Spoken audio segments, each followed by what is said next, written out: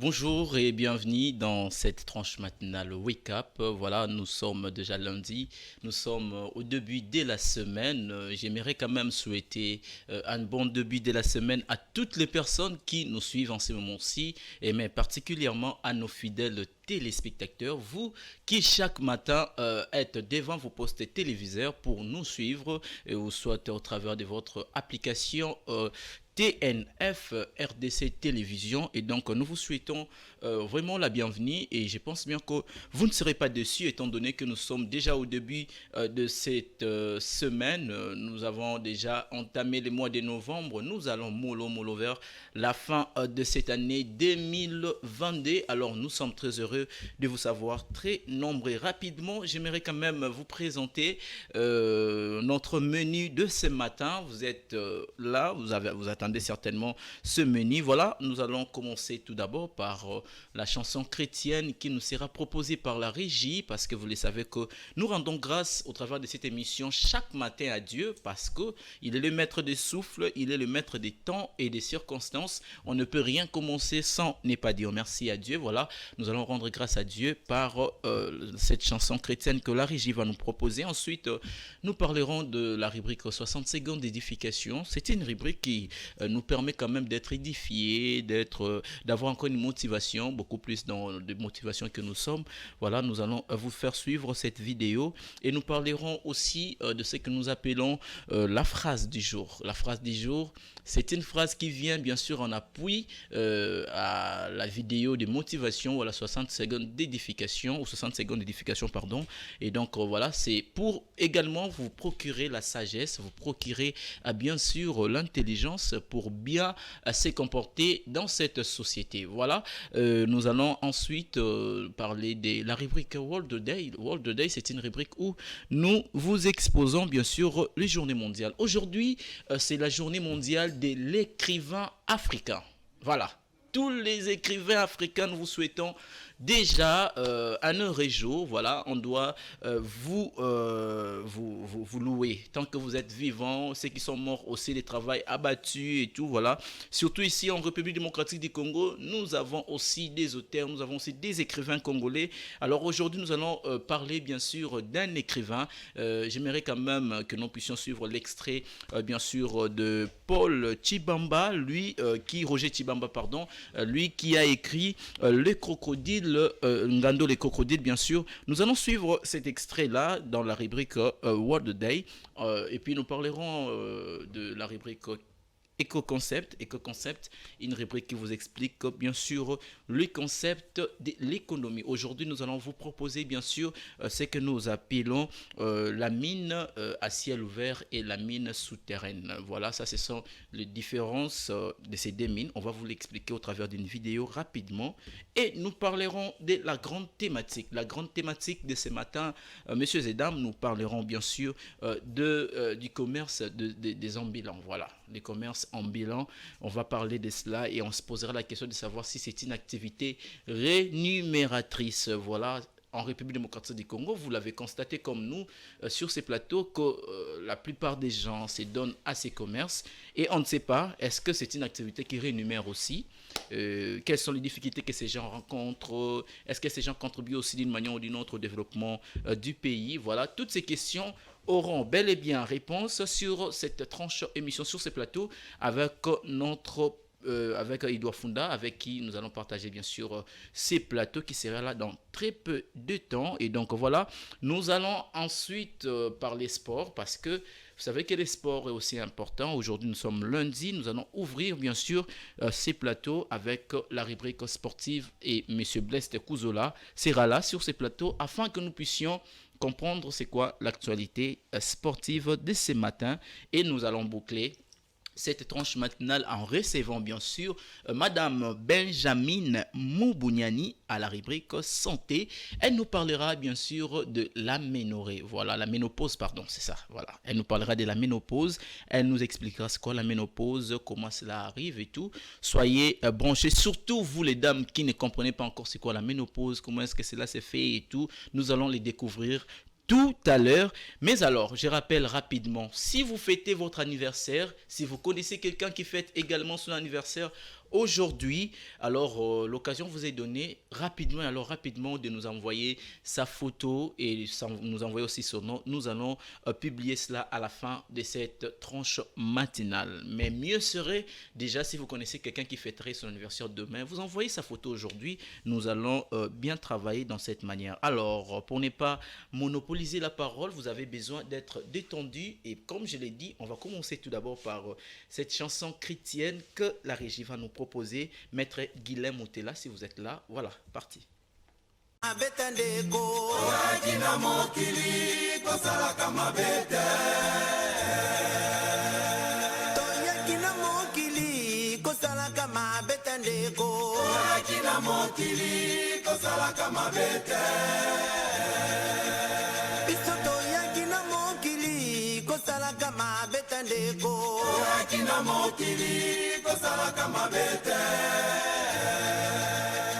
Tondimeli Yesu bona kosala masumute mawa. Tondimeli Yesu bona kosala masumute. Église ezali bien privé ya motote. Tondimeli Yesu bona kosala masumute. Tondimeli Kristo bona kokosaka batote bandeko. Tondimeli Yesu bona kosala masumute.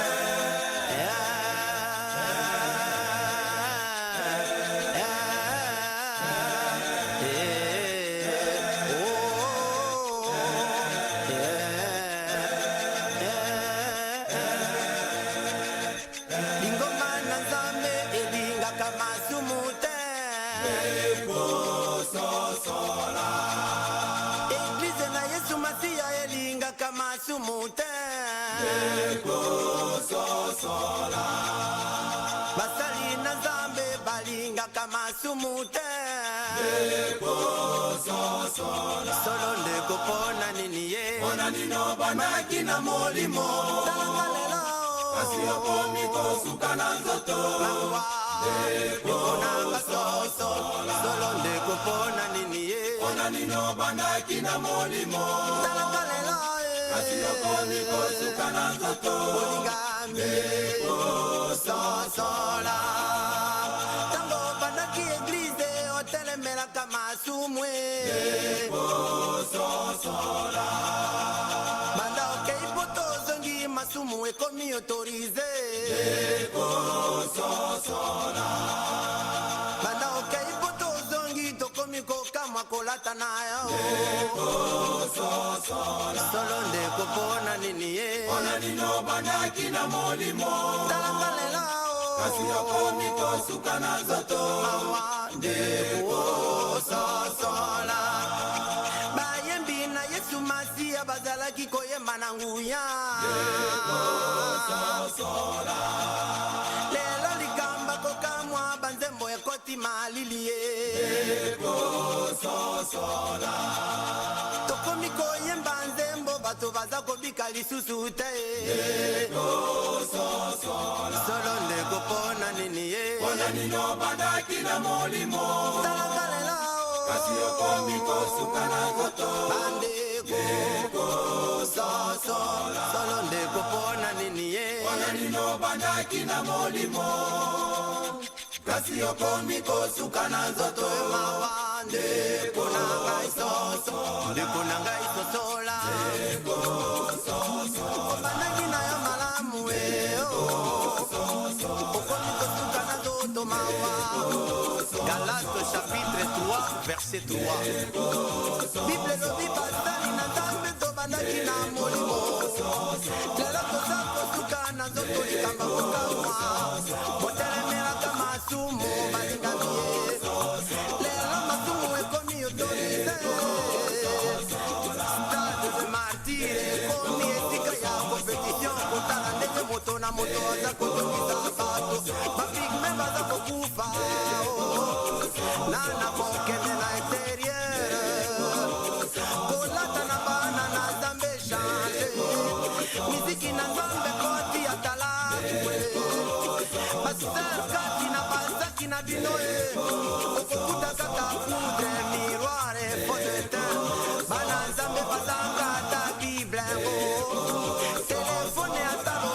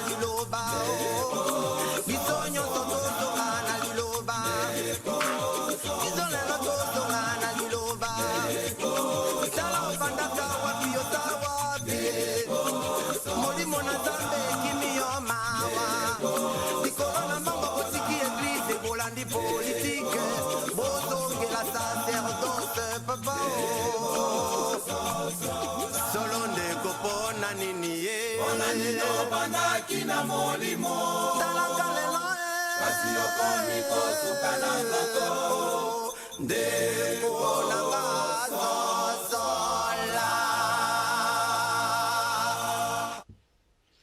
Voilà, nous sommes de retour. Merci beaucoup à la régie pour cette belle mélodie, cette belle musique qui vient encore nous rappeler bien sûr notre passé. Oh, quand je pense à cette équipe, on les appelait les Bikoro. Voilà, les Bikoro, c'était vraiment des gens qui nous édifiaient par leurs chansons. Par exemple, l'Ande Kososo là, c'est une chanson vraiment merveilleuse qui ramenait encore le peuple de Dieu dans bien sûr la parole. Voilà, pasteur, balobi pasteur, ubandaki na molimo lelo soki na nzoto. Ok poto moni mwinda moni makambukuna ozongi ale péché commis normal.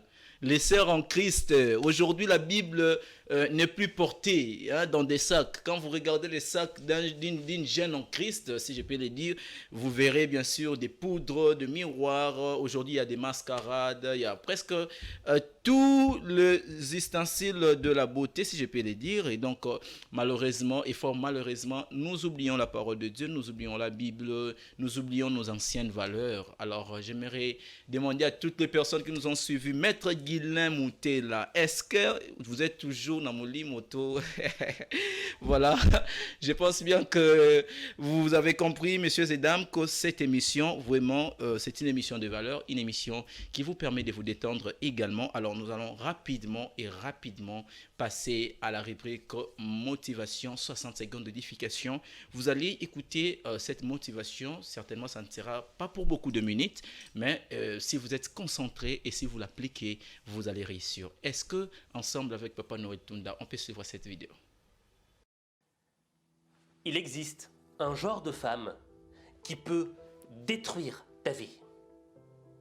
Et si tu veux apprendre à les reconnaître pour ne pas gâcher ton existence, alors regarde ça. Bon, je sens que je vais me faire ratatiner par les féministes. Mais mesdames, regardez cette vidéo jusqu'au bout pour en comprendre la subtilité. Cette idée de vidéo, elle m'est venue lorsque j'ai vu un cartoon dans lequel il y avait une fille absolument sublime qui avait tout misé sur son physique. Et elle commençait à expliquer à un gars en face d'elle quel était son genre d'homme. Elle voulait un homme qui avait une situation, une maison, de l'argent, une grosse voiture, bref, un gars qui a bien réussi sa vie. Et le gars qui était en face d'elle commençait à la regarder. Et il réfléchissait. Il était taiseux. Jusqu'au moment où il lui pose une question qui tue. Voilà, c'était une courte vidéo, mais remplie de sagesse, remplie vraiment de beaucoup de choses. En fait, voici, l'auteur veut tout simplement nous parler aujourd'hui des jeunes filles. Aujourd'hui, il a attaqué un tout petit peu les féministes, et donc voilà les féministes qui aujourd'hui se basent sur le vestimentaire, il se base sur le matériel, elle se base sur ce qui frappe à l'œil, alors qu'en réalité, on ne doit pas vraiment regarder beaucoup plus. C'est vrai que le côté extérieur, ça compte aussi d'une manière ou d'une autre, mais ça ne doit pas être le plus important. Le plus important, c'est d'abord regarder l'intérieur, c'est d'abord aimer de tout son cœur. Aujourd'hui, nous assistons dans une société où pour avoir une très belle fille à tes côtés, il faudrait avoir beaucoup d'argent, il faudrait avoir une influence quelconque, il faudrait aussi la combo. Netiba Beni, Fombo, les grands réalisateurs, Wanande, tu es entouré de toutes les belles femmes. Alors que dans les temps passés, si nous regardons, ce n'était pas ce qui se faisait. Les temps passés, nos parents n'aimaient pas par rapport à l'apparence extérieure. Mais aujourd'hui, beaucoup de femmes, ce n'est pas toutes les femmes, mais la plupart des femmes sont devenues matérialistes. L'argent doit compter bien sûr dans une relation parce que vous avez besoin de vous faire belle, c'est normal, vous êtes une femme, vous devez être bien habillée, oui c'est vrai, mais ça ne doit pas devenir l'élément déclencheur de l'amour. S'il n'y a pas cet argent, s'il n'y a pas les matériels, donc il n'y a pas l'amour. En tout cas, nous voudrions bien les dire très haut ici sur ces plateaux que ces attitudes doivent être bannies. Nous sommes africains, nous avons des valeurs africaines que nous devions bien sûr respecter. Et alors parmi nos valeurs, c'est qu'il faudrait s'attacher à ce qui est intérieur avant de pouvoir regarder ce qui est de l'extérieur. Voilà, à toutes les personnes qui se retrouvent, en tout cas je sais que beaucoup se retrouvent dans ces cas. Un petit conseil aux gars qui se retrouvent dans ces cas, vous savez que si vous avez rencontré quelqu'un qui ne fait que beaucoup vous demander. Aujourd'hui, on a même des filles qui, même quand elles préparent, je sais pas moi, le pondou à la maison, et elles vous appellent, non, vous savez, je n'ai pas l'argent pour acheter la viande. Est-ce que tu m'as envoyé quand même un petit rien là pour acheter les poissons, papa, maman? Nambisi, il faut pas sommer là, yo. Vraiment, ça c'est très compliqué. Hein, si vous demandez les poissons pour manger avec les pondous, alors plus, donc ce qui est avancé, c'est que ça sera très pur, alors très pire, alors pire. Donc voilà, messieurs et dames, je pense que c'était l'important pendant cette tranche matinale. Nous étions là, voilà. Nous vous avons parlé, bien sûr, de qui vous devez avoir à vos côtés. Parce qu'il y a de ces femmes qui, jusque quand vous la rencontrez, en tout cas, votre vie bascule totalement. Vous verrez, il y a des gens qui, avant, cette personne menait une bonne vie, une belle vie, si je peux même le dire aussi, mais ayant rencontré une femme qui ne la méritait pas ou qui ne le méritait pas, du coup, cette personne bascule totalement. Donc, faites bien le choix des personnes qui doivent vous entourer. Messieurs et dames, nous allons continuer. Mais alors, comme je l'ai dit au début, il y a une rubrique aussi qu'on appelle la phrase du jour. Alors, c'est quoi la phrase du jour de ce matin? Maître Guilain Moutela, c'est quoi la phrase du jour? Nous allons suivre ensemble. Qu'est-ce qui est prévu à la régie? Voilà, la phrase du jour. Voilà, la patience sans vision ou révélation c'est perdre du temps en fait, c'est ça. C'est une perte de temps. La patience sans vision ou révélation est une perte du temps. Voilà, quand on parle de la patience. Plusieurs personnes disent que voilà, il faut être patient dans la vie. Tôt ou tard, ça va marcher. Tôt ou tard, je réaliserai mes projets. Tôt ou tard, ça va marcher. Mais lorsque vous restez dans votre zone de confort, messieurs et dames, et vous ne fournissez aucun effort pour y arriver, ça sera très difficile. Vous n'avez aucune vision, vous n'avez aucune révélation, et vous pensez que du coup la main tombera du ciel. Non, non. Détrompons-nous, chers jeunes. Ici, je m'adresse beaucoup plus à des jeunes comme nous ici. Vous pensez grand, vous voulez réaliser de grandes choses. Mais ne restez pas dans votre zone de confort, bras croisés, vous dites que non, la patience va me payer, je suis patient, j'attends, il y aura un jour, non, la main ne tombera plus du ciel. Si vous voulez réaliser des choses, vous devrez d'abord avoir une vision. Ayez des projets. C'est au travers de ces projets que lorsque vous aurez l'argent, vous allez commencer à les concrétiser petit à petit. Vous remarquerez avec moi que les gens qui n'ont pas de projets, même quand ils ont un petit sou, ces personnes rapidement courent vers les femmes, derrière les femmes, l'alcool, je ne sais pas moi, derrière des choses qui n'apportent peu. Alors que les personnes qui ont des visions, les personnes qui ont des révélations, les personnes qui pensent grand, ce sont ces personnes où quand ils rencontrent une occasion, une opportunité quelconque, ces personnes excellent. Pourquoi? Parce qu'il y a déjà un projet qui a été mis en place et cette personne, quand vous avez l'argent, vous accomplissez directement votre projet.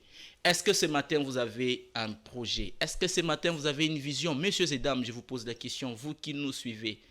Wake Up, c'est pour vous informer, vous former, mais aussi vous divertir. Dans la formation, il y a aussi l'instruction. Et dans ce que nous vous disons, il vous montrer capital pour votre bien. Vous avez besoin d'avoir un projet déjà. L'année 2022 tend vers sa fin. Et donc, commencez déjà à penser à ce que vous ferez en 2023. Ayez déjà une vision. Voyez déjà loin. Bien que c'est impossible, bien que ça peut être difficile, mais ce n'est pas impossible. Donc voilà ce que je pouvais vraiment nous partager ce matin. Et je sais que vous êtes très contents, comme nous aussi, de pouvoir entendre ces choses. Et je pense que vous avez une sagesse. L'homme sans vision n'a pas d'avenir. L'homme sans projet n'a point d'avenir. Pour avoir de l'avenir et un avenir meilleur, il faudrait avoir une vision. Il faudrait avoir des projets. C'est par là que vous serez grand. Voilà, il est 9h30 chez nous. Est-ce qu'on peut suivre, bien sûr, les Flash Info avec Patience Lokeke?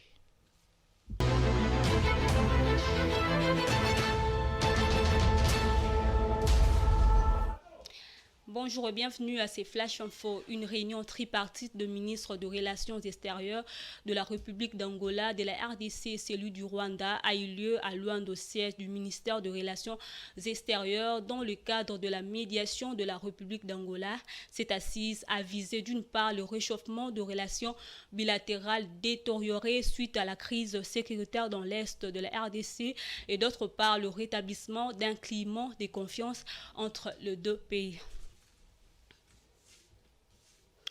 Et puis les forces armées procèdent au recrutement massif de jeunes pour servir sous le drapeau. Déjà, plus de 2000 jeunes se sont fait enrôler à Goma. Telle est l'annonce faite par le porte-parole de forces armées de la RDC, le général de brigade Sylvain Ekenge, au cours du briefing de presse tenu ce samedi 5 novembre au studio de la RTNC.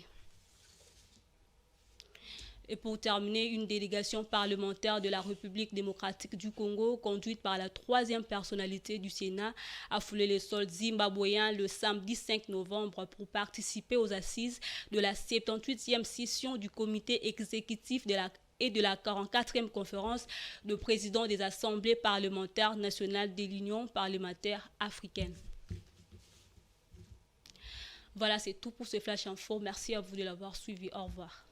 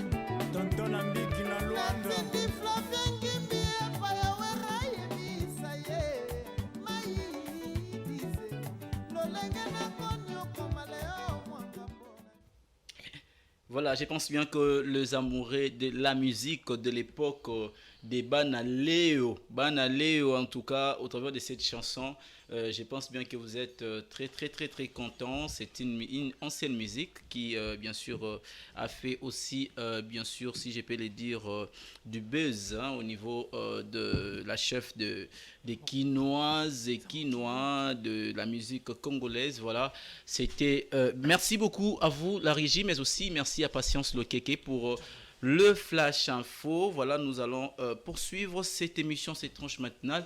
Je vous l'avais dit que sur ces plateaux, nous recevrons bien sûr un journaliste, c'est monsieur Edouard Funda, avec qui nous allons bien sûr nous entretenir autour de la question d'actualité, une rubrique qui vous éclaircit, qui vous plonge vraiment totalement dans l'actualité, qui vous décortique en analysant bien sûr, mais aussi pourquoi pas en décryptant l'actualité qui se passe bien sûr autour de nous. Voilà, nous allons laisser place à la rubrique questions d'actualité.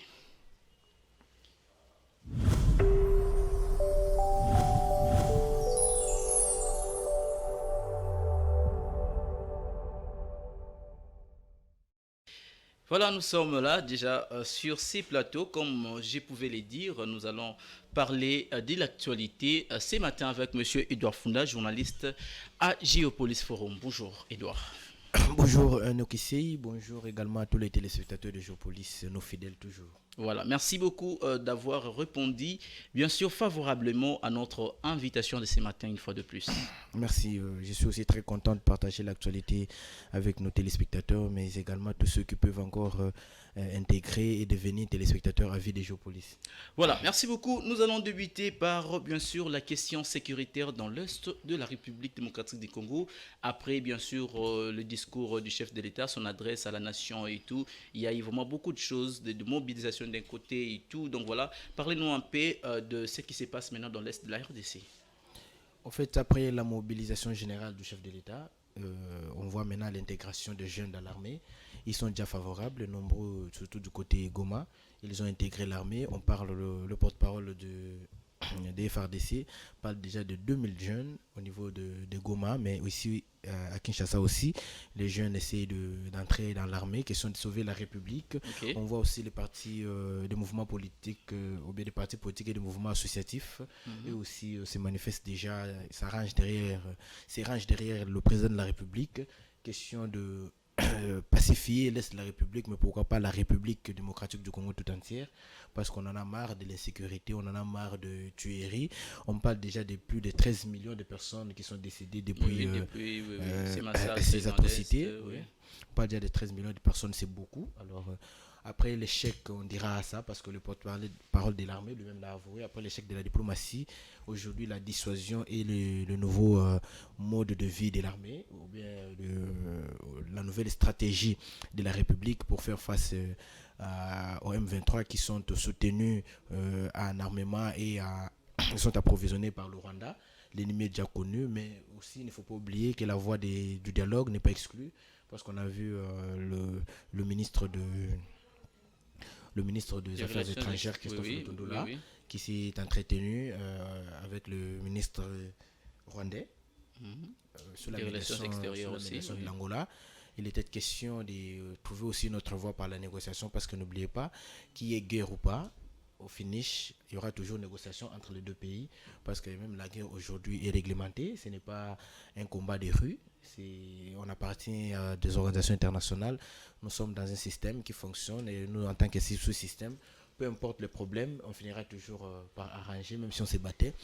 Mais sachez que la République est en train de s'armer, la République est en train de prendre d'autres dispositions qui viseront également la paix dans cette partie du pays. Voilà, alors déjà, on doit le dire que la mobilisation de plus de 2000 déjà jeunes au niveau des Goma, c'est quelque chose déjà de très bien, et surtout que c'est une partie qui est vraiment aujourd'hui touchée par...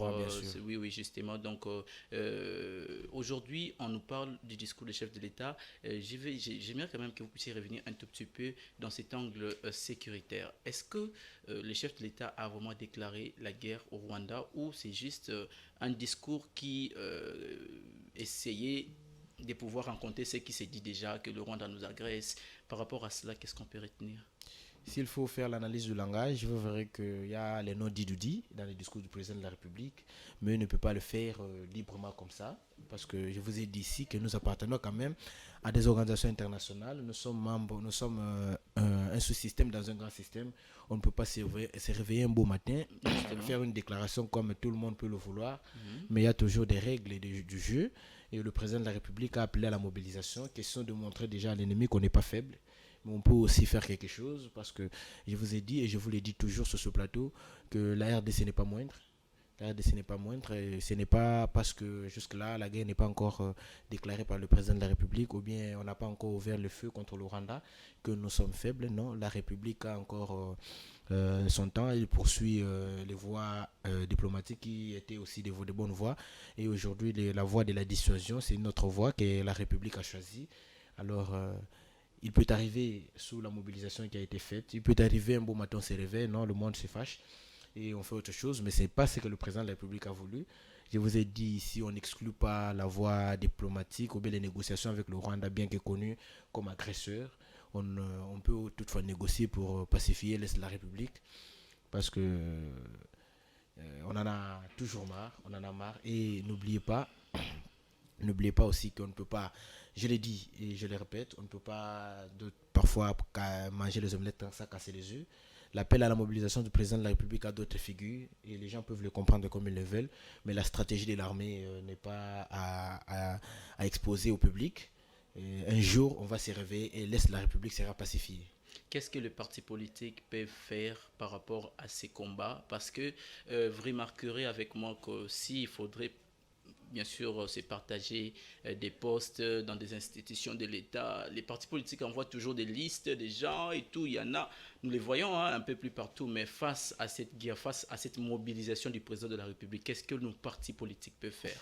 vous me faites rire parce que je l'ai vu dans de nombreux agora ou bien groupes WhatsApp de la République. Les gens réclament aussi, comme on partage des quotas dans des nominations au niveau de la politique, qu'eux aussi donnent leurs jeunes des partis politiques qui sont parfois nommés dans des entreprises publiques, qu'ils aillent aussi combattre pour pour notre pays. Alors c'est aussi important. C'est un message, c'est une option aussi à ne pas exclure. S'ils sont nombreux à se mobiliser pour avoir des postes, ils disent non, moi j'ai 12 partis politiques dans mon regroupement, moi il faut autant de ministères, moi il faut autant de personnes dans des régies financières et d'autres établissements publics, Ils peuvent également envoyer, parce qu'ils sont nombreux, ils ont des groupements politiques, ils ont des partis politiques, ils peuvent aussi envoyer leurs militants qui sont nombreux dans des stades, qui sont nombreux dans des manifestations pour secourir la République. Parce que si on n'a plus cette République un jour, on n'aura plus non plus de quotas à partager. C'est très important. C'est quelque chose qui m'a fait rire quand j'ai vu pour la première fois, mais c'est une option. Tout le monde est maintenant appelé. Le président de la République n'a pas exclu quelqu'un. Il a appelé tout le monde à sauver la République parce il est aussi de notre droit de ne pas laisser 1 centimètre de nos frontières récupéré par un voisin ou bien récupéré par qui que ce soit. La République restera dans sa superficie de 2 345 000 km² parce que l'armée et le président de la République sont ensemble déterminés pour mettre hors état de nuire le voisin qui essaie de s'aimer la terreur au niveau de l'Est de la République. Voilà, merci beaucoup. Mais alors, une question de curiosité, parce que vous êtes aussi journaliste. Nous avions vu une vidéo sur Kelly sur les réseaux sociaux. Nous ne savons pas si c'est vrai ou pas. Vous pouvez peut-être nous dire un peu plus. On a agressé les cortèges du président rwandais, entre guillemets, comme c'est dit par des Congolais vivant à Londres. C'est vrai cette information?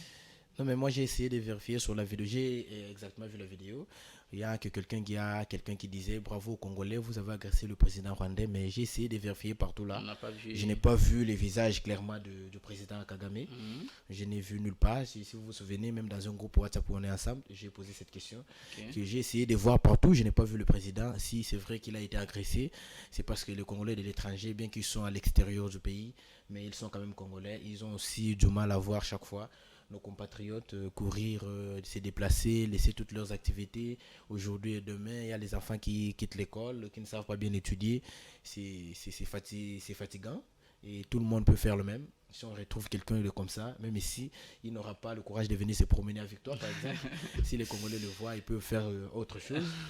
Alors, dans ce qui est de la vidéo, en tout cas, je n'ai nulle part vu le visage clair du président Kagame. J'ai seulement vu et entendu quelqu'un dire quelque chose de comme ça. Voilà, merci beaucoup, monsieur Edouard Funda. Vous êtes journaliste à Géopolis Télévision. Avec vous, nous avions parlé bien sûr de la question de la sécurité dans l'Est de la République démocratique du Congo. Donc voilà, merci beaucoup d'avoir répondu, j'allais dire encore favorablement à notre invitation. Mais nous allons vous garder encore sur ces plateaux parce qu'avec vous, nous allons décortiquer encore autre chose très bientôt là. Alors, fin de la rubrique questions d'actualité.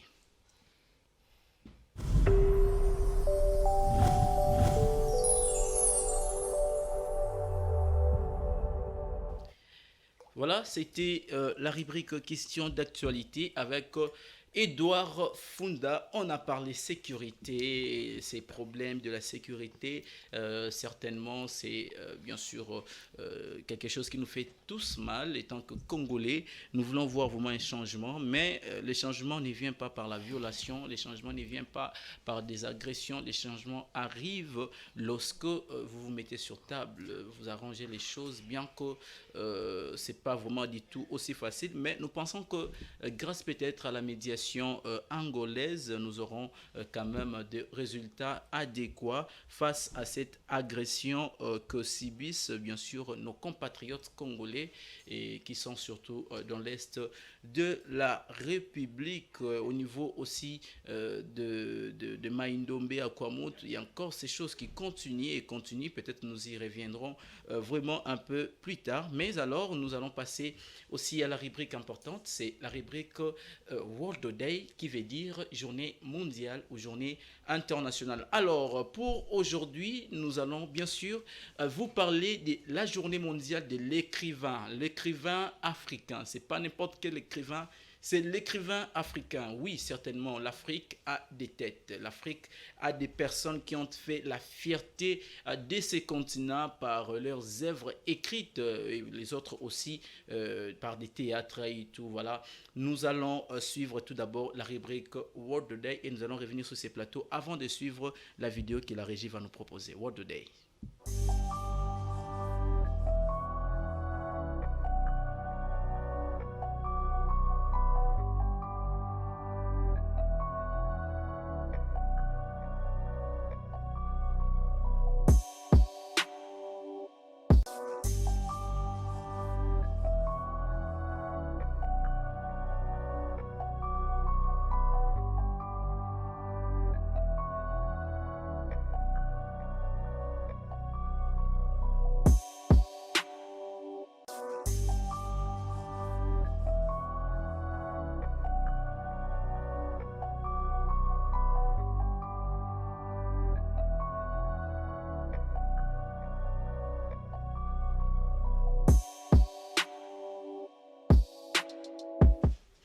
Voilà, c'est la rubrique World Day. Comme je l'ai dit, nous allons parler bien sûr de l'écrivain africain. L'écrivain africain, aujourd'hui par des œuvres, les Africains ont écrit des choses qui se réalisent aujourd'hui. Vous savez que pendant un temps, on vivait la discrimination, on vivait vraiment des choses pas bien. Surtout les Noirs étaient victimes de beaucoup d'injustices dans le monde et par le monde. Et donc, au travers de ces écrivains, au travers de ces acteurs, au travers de ces scientifiques, on a quand même pu bien sûr arriver à pouvoir faire quelque chose de meilleur. Aujourd'hui, le monde parle un autre slogan, on ne vit plus les choses qu'on vivait avant grâce à ces personnes. Alors rapidement, j'aimerais quand même accorder aussi la parole à Edouard par rapport à cela. Est-ce que vous avez un mot à glisser par rapport à la journée internationale ou mondiale de l'écrivain africain? Oui, réellement, il faut reconnaître dans l'écrivain ce mérite des plumes qui nous ont tous, dans lesquelles nous ont tous imbibés. Nous avons été parfois, lorsqu'on était jeunes, à l'internat ou partout à l'école, on lisait beaucoup d'écrivains, comme chez nous ici, Antoine Roger Bolamba, qui avait écrit. Moi, je me souviens, j'aimais beaucoup l'ouvrage il n'est pas parfois africain, mais Antoine de Saint-Exupéry, qui a écrit Vol de guerre, Pilote de nuit. Il y a vraiment l'écriture en République démocratique du Congo au niveau interne. Ici, on a beaucoup d'écrivains, mais il ne faut pas aussi oublier M. Katende, qui est souvent à chaque fois ici, Justement. qui a déjà plus de 40 ouvrages. Oui, Donc, il a beaucoup plus de d'écrivains. 70 ouvrages Voilà. déjà. Voilà, M. Katende et d'autres écrivains. Il y a des Clémentine Nzouzi, il y en a, ils sont nombreux. Ils sont très importants dans la vie parce que ce sont eux qui nous ont appris parfois la lecture. On peut arriver dans une école, on a une bibliothèque, on vous donne des livres chaque lundi, vous remettez samedi, vous faites les résumés. C'est très important que ces habitudes continuent aujourd'hui parce que dans l'écriture, on a des nouveaux mots. Dans l'écriture, on a l'ouverture d'esprit, on connaît beaucoup de choses, on découvre, je connais des ouvrages comme Le Martyr de l'Ouganda, je l'ai lu, je me souviens encore, j'étais en deuxième. Je connais beaucoup d'ouvrages. Kizito, Charles Luanga, beaucoup Sinkagwa, tout d'ouvrages. ça. Alors, il est très important qu'on réserve une journée pour ces artistes qui nous ont fait entrer, qui nous racontaient des choses. C'est comme si vous étiez déjà dans le livre. Dans l'histoire. Vous êtes entré, vous êtes dans l'histoire, vous participez à un film. C'était vraiment très important. Je me souviens avoir lu les derniers romans avant que je ne commence, un petit roman qui avait encore les niveaux très bas.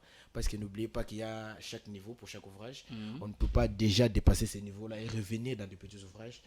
Et ce n'est pas aussi bien, ce n'est pas à encourager par les experts qui sont un peu plus dans la lecture. Je connais Ndoki Kitekutu. Il était professeur à l'Académie des Beaux-Arts. Il a écrit un bon ouvrage sur le Congo central, Encore un mort. Là, il a raconté beaucoup de choses, comment des pratiques fétichistes dans des coutumes se font. Les gens meurent, aujourd'hui on tape l'oncle, demain une autre personne meurt. Finalement, l'oncle qui accepte, mais qui dit celui qui va me toucher va mourir demain. C'est tout le monde qui a eu peur. Qui a eu peur. Voilà. J'ai lu cet ouvrage. Voilà, donc c'est très important. C'est très important, comme vous l'avez dit. Qu'on réserve une journée pour ces artistes qui nous ont imbibés dans des contes qui nous ont racontés à travers les papiers. Vous entrez, vous lisez, vous vous retrouvez dedans. Donc c'est très important de célébrer toutes ces personnes. Edouard Funda, nous allons revenir sur vous avec une autre question, mais rapidement, nous allons suivre cette vidéo. C'est un extrait choisi, bien sûr, de Ngando les crocodiles. Ngando les crocodiles, vous qui avez fait les bonnes écoles primaires, j'ai bien dit les bonnes écoles primaires, vous ne pouvez pas vous en passer de ces poèmes, si même je peux les dire, de cette histoire. Ngando les crocodiles. Est-ce qu'on peut suivre avec la régie? Alimenté par la riche hydrographie de tout le bassin du Congo, le fleuve Congo, à son arrivée à Kinshasa, s'étend en une expansion étonnamment large qui lui donne le nom de Poule, ou plus précisément de Stanley Pool. Cette grande étendue d'eau, calme, s'amançant-là, semble se recueillir un moment pour assembler toutes ses forces avant de se lancer à l'assaut du gigantesque barrage qu'opposent la chaîne des monts de cristal et le massif de Palabala à son passage vers l'océan Atlantique, où le fleuve Congo parvient quand même à se jeter après une longue lutte héroïquement soutenue. 32 chutes échelonnées sur son passage à travers Manianga d'Isangila jusqu'à Matadi chantent son épopée par d'assourdissants vacarmes.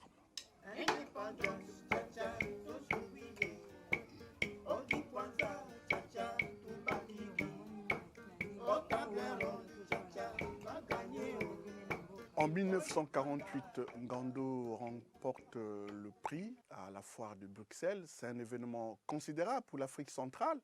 D'abord parce que 1948, c'est la date de l'apparition de l'anthologie Nègre et Malgache de Senghor, qui est le manifeste de la négritude. Là, on est à Paris.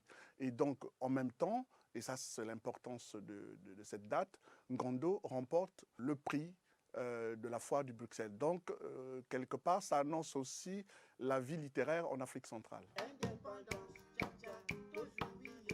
Ngando signifie en lingala et en kikongo, qui sont les langues parlées dans les deux Congos, caïman, crocodile, saurien. Ngando raconte l'histoire d'un rapt, le rapt d'un enfant, d'un adolescent, Moussolinga, par un crocodile. Mais au fait, ça, c'est la face diurne.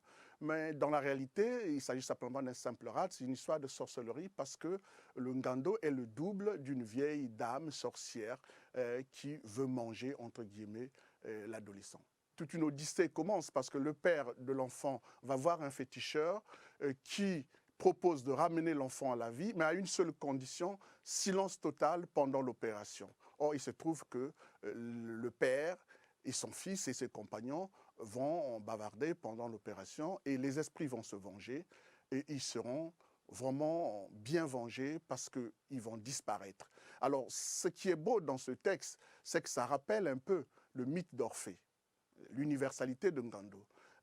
Alors que dans Orphée, c'est simplement Orphée qui perd Eurydice. Ici, c'est tout le monde qui perd la vie. Et donc, de ce point de vue, c'est un livre qui invite à réfléchir. Il est à cheval entre le mythe, le conte et le roman moderne.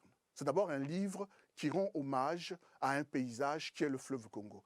La manière dont le fleuve Congo est décrit dans Ngando, ni Conrad, ni Stanley, ni Chiacha, ni tous ceux qui écriront, ni Naipaul, ne peuvent avoir cette vision du Congo. C'est une vision de l'intérieur qui ne peut être vue que par l'Omami Chimamba. C'est un homme orchestre, c'est un homme très d'union, en tout cas important pour le bassin du Congo. Sa mère vient de la Centrafrique. Lui, son père est congolais de l'autre rive, de la République démocratique du Congo. Et il a passé une partie de sa vie à Brazzaville, où il a dirigé une revue culturelle très importante, qui est une revue liaison. D'abord, le mot le dit très bien, la liaison culturelle entre tous les pays d'Afrique centrale. Donc, c'est une figure très importante de l'histoire de la vie littéraire en Afrique centrale.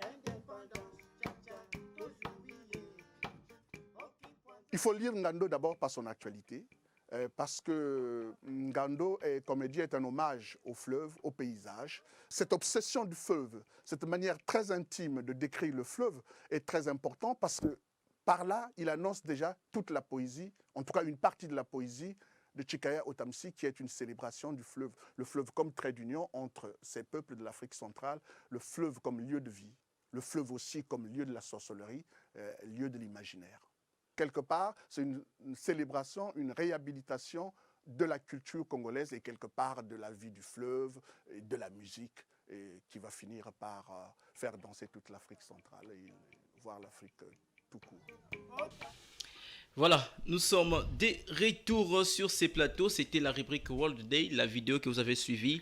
Bien sûr, on parlait de cet ouvrage, on parlait des Ngando, les crocodiles, bien sûr, de l'auteur Paul Lomami Chibamba. Je pense bien que vous les connaissez aussi. Et donc, c'était vraiment quelque chose de très bien qui racontait bien sûr, les potentialités aussi du fleuve Congo, l'historique, voilà.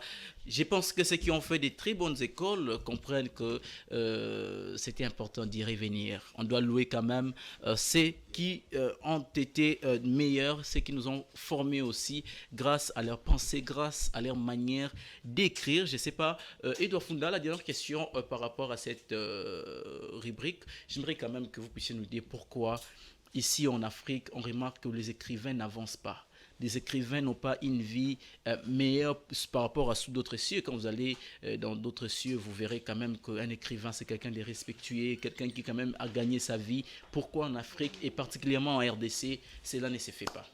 Bon, il faut comprendre par là, Enoch, que vous allez voir que ce ne sont pas seulement les écrivains, mais les chercheurs en général. Il faut se poser la question dans les budgets, dans nos budgets au niveau de l'Afrique, combien des pourcents sont affectés dans la rubrique recherche. Vous verrez que c'est une petite partie là. Alors on ne peut pas croire qu'il n'y a pas déjà de budget au niveau de la recherche, que les écrivains ou bien les chercheurs émergent. Donc c'est un grand problème, l'un des grands problèmes. Donc l'Afrique ne considère pas trop le budget de la recherche, mais il est là dans le budget de fonctionnement des institutions, de fonctionnement. Mais cette fois-ci même, on a vu qu'en République démocratique du Congo, le budget de l'armée a au moins évolué. On parle d'1 milliard. C'est quelque chose à encourager, mais déjà, dès le départ, on peut dire que...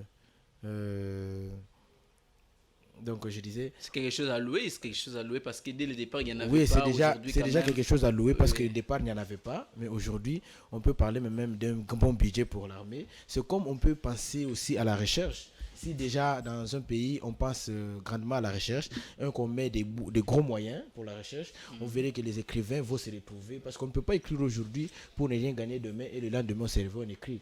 Il faut quand même encourager les gens comme Antoine Roger Boulamba qui ont écrit beaucoup d'ouvrages, mais qui ont aussi parfois transmis ces talents à leurs enfants, parce que j'en connais un qui est Tony Boulamba, qui écrit, il fut gouverneur du Grand Équateur pendant un moment. Il écrit aussi certains ouvrages. Il y a des gens qui transmettent ces talents à leurs enfants, ils sont nombreux ici, mais il faudrait quand même qu'il y ait des encouragements à toutes ces personnes qui se réveillent, qui réfléchissent, parce qu'on ne se réveille pas un beau matin, on prend un papier, on commence à écrire n'importe quoi. Non, c'est quand même un temps de réflexion, ou bien on raconte une réalité, mais on les fait bien avec des mots qui donnent envie de lire. Vous savez même, il y a quelqu'un avec une parole très bien, M. Kach Katende, qui est aussi un écrivain. Il dit que tout ce qu'il a gagné dans sa vie, c'est quelqu'un qui a travaillé aussi dans les mines et tout ce qu'il a gagné dans sa vie, le 90% de ce qu'il a gagné, il l'a bien sûr affecté à la culture, c'est-à-dire à la production des livres, à la production intellectuelle et tout. Aujourd'hui, il a une bibliothèque, mais nous voyons comment est-ce que ces personnes ne sont pas vraiment d'une manière ou d'une autre soutenues, voilà. Oui, par l'État congolais. Donc, nous appelons vraiment à la conscience de tout chacun. Et donc, ceux qui les font, ils ont parfois l'amour de les faire. Parce que je vous ai dit ici, tout ce qu'on fait mérite quand même la rémunération, bien une récompense. Si déjà on écrit aujourd'hui et que demain les gens peuvent lire, se réjouir, mais au finish, le propriétaire de cette écriture ne gagne pas, ça décourage. Mais il faut encourager des gens qui, malgré tout ce qui se passe en Afrique, ont quand même continué à écrire. On a cité beaucoup de Moudimbe, ils sont nombreux. J'ai parlé tantôt de Clémentine Nzouzi. Donc, ce sont des personnes qui parfois la recherche n'a pas encouragé. Le pays n'a pas mis assez de moyens pour leur recherche, mais qui ont quand même écrit. Il y en a encore qui écrivent. Mais c'est toujours très important d'assister les gens comme ça, parce que si l'écriture aujourd'hui meurt, je vous ai dit, l'apprentissage de certains mots, bien cultiver, la culture générale vient aussi en lisant. Lorsqu'on lit, on découvre de nouveaux mots, je vous l'ai dit ici, et on est apte dans ce qu'on apprend, et là, on est aussi apprécié dans ce qu'on dit dans la société.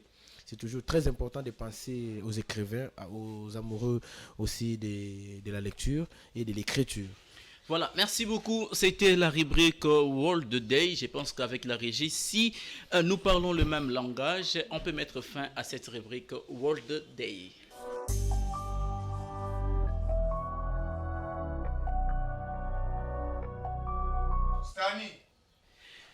Voilà, nous sommes de retour sur ces plateaux, sur ces beaux cadres de Géopolis Télévision. Dans cette émission Wake Up, vous êtes très nombreux à nous suivre. Voici le numéro est affiché au bas de votre écran. Vous pouvez aussi contribuer d'une manière ou d'une autre. Vous avez une communication importante à faire. Voilà, le plateau est ouvert pour vous. Vous voulez vous faire connaître d'une manière ou d'une autre. Vous avez besoin de l'accompagnement. Nous pouvons vous accompagner. Ces plateaux est vraiment grandement ouvert pour vous recevoir. Et pourquoi pas vos suggestions aussi. Écrivez-nous. Nous allons aborder tout à l'heure la thématique du jour. Mais alors, avant cela, j'aimerais quand même que nous puissions comprendre les côtés économique aussi de cette émission. Est-ce que la rubrique Éco-Concept est prête?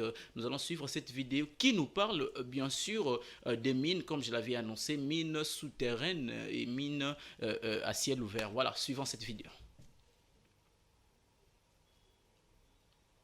Pour extraire un gisement situé en surface. Pour cela, on va d'abord construire différentes infrastructures qui serviront pendant l'exploitation. Des routes pour le transport de minerais et la circulation des engins dans le site, des bâtiments administratifs où sont gérés tous les procédés non industriels comme le stockage du matériel ouvrier, une usine de traitement qui va permettre de séparer les différents minéraux, et une usine de traitement des eaux usées pour épurer l'eau utilisée sur le site. Cette eau est ensuite temporairement stockée dans des bassins de surveillance avant d'être relâchée dans l'environnement. Il y a deux zones de stockage sur le site. La première, pour stocker les stériles, roches non intéressantes économiquement. La deuxième, pour le stockage temporaire du minerai avant de l'amener à l'usine de traitement. Le chantier de la mine est creusé grâce à de la dynamite sous forme de spirale pour permettre aux différents engins de circuler. La roche est prélevée grâce à des pelleteuses et des bulldozers, puis chargée dans des camions. On sépare la partie stérile du minerai qui va être amené à l'usine de traitement et de séparation. À la sortie de cette usine, les minéraux sont séparés et enrichis. Ils vont être envoyés dans d'autres usines hors du site pour être transformés en métal et enfin transformés en objets que l'on trouve dans nos magasins par nos industriels. La mine souterraine est utilisée pour atteindre un gisement situé en profondeur. Pour cela, on va tout d'abord construire différentes infrastructures qui serviront pendant l'exploitation. Des routes pour accéder à la mine avec les engins et transporter le minerai. Des bâtiments administratifs où sont gérés les procédés non industriels comme le stockage du matériel ouvrier. Le chevalement qui donne accès à l'entrée de la mine pour les ouvriers et les engins. Le bâtiment de ventilation pour assurer la qualité de l'air à l'intérieur de la mine. Ces deux bâtiments sont reliés au gisement par un réseau de puits. Deux zones de stockage sont construites. La première pour le stockage temporaire du minerai avant de l'amener à l'usine de traitement. La deuxième pour stocker les stériles, roches non intéressantes économiquement. L'usine de traitement permet de séparer les minéraux. Une usine de traitement des eaux usées est également construite afin d'épurer l'eau utilisée sur le site. Cette eau est ensuite temporairement stockée dans des bassins de surveillance avant d'être relâchée dans l'environnement. On va donc prélever de la roche du gisement qui va ensuite être amenée à la surface. On va séparer la partie stérile de la partie minerai qui seront stockées dans leurs zones respectives. Le minerai est ensuite amené à l'usine de traitement pour réussir à obtenir des espèces monominérales. Une fois séparées, ces espèces vont être transformées en métal, puis envoyées aux industriels pour former les objets de notre quotidien. Voilà, nous sommes de retour sur ces plateaux. C'était l'éco-concept. Vous avez compris c'est quoi ces différentes mines. Quand on parle de la mine à ciel ouvert et la mine souterraine, vous avez compris vraiment parfaitement et nous sommes très heureux de vous le faire comprendre. Alors, en attendant que nous puissions passer à la thématique du jour, j'aimerais quand même que nous puissions suivre cette chanson. Aujourd'hui, nous allons qui, bien sûr, pendant son vécu, si je peux le dire, a pu quand même donner quelque chose de meilleur par ses chansons, des conseils et tout. Nous allons suivre Massoua avec Pépé Calé. Suivant.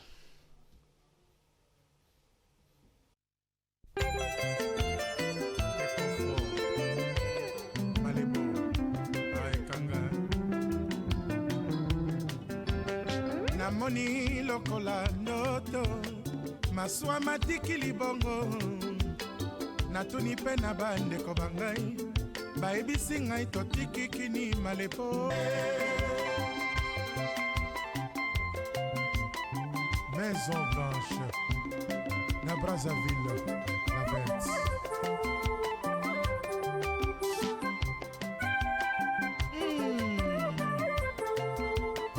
Tanga baba mange bien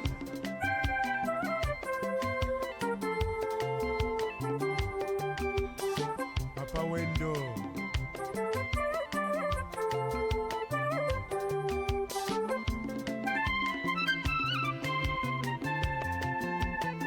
Bukasayo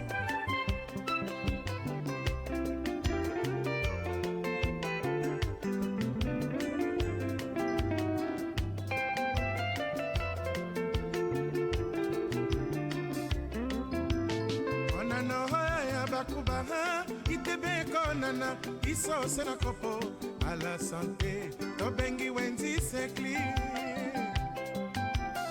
mabembo ya bakuba mwana mpire ozelanganga na kweo kolito ebuya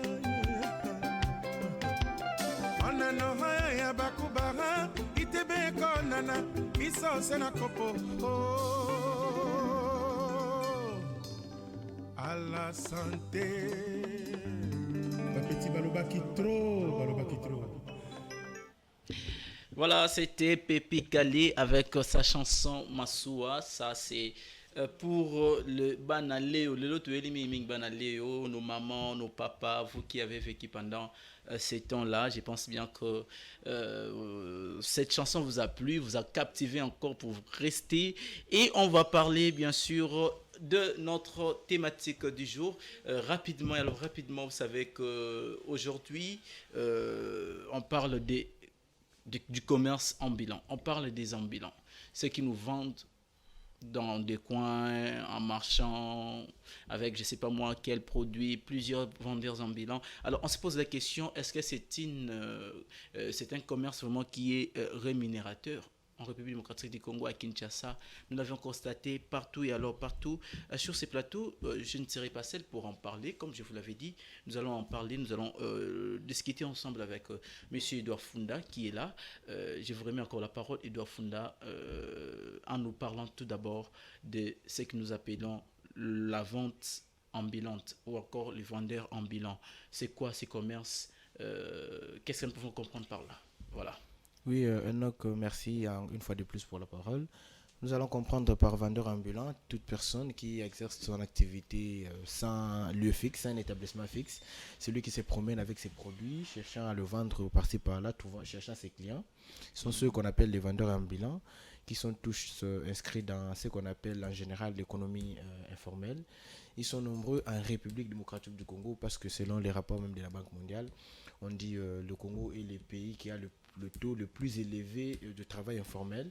Okay. Environ 80% des travailleurs urbains sont engagés dans l'informel.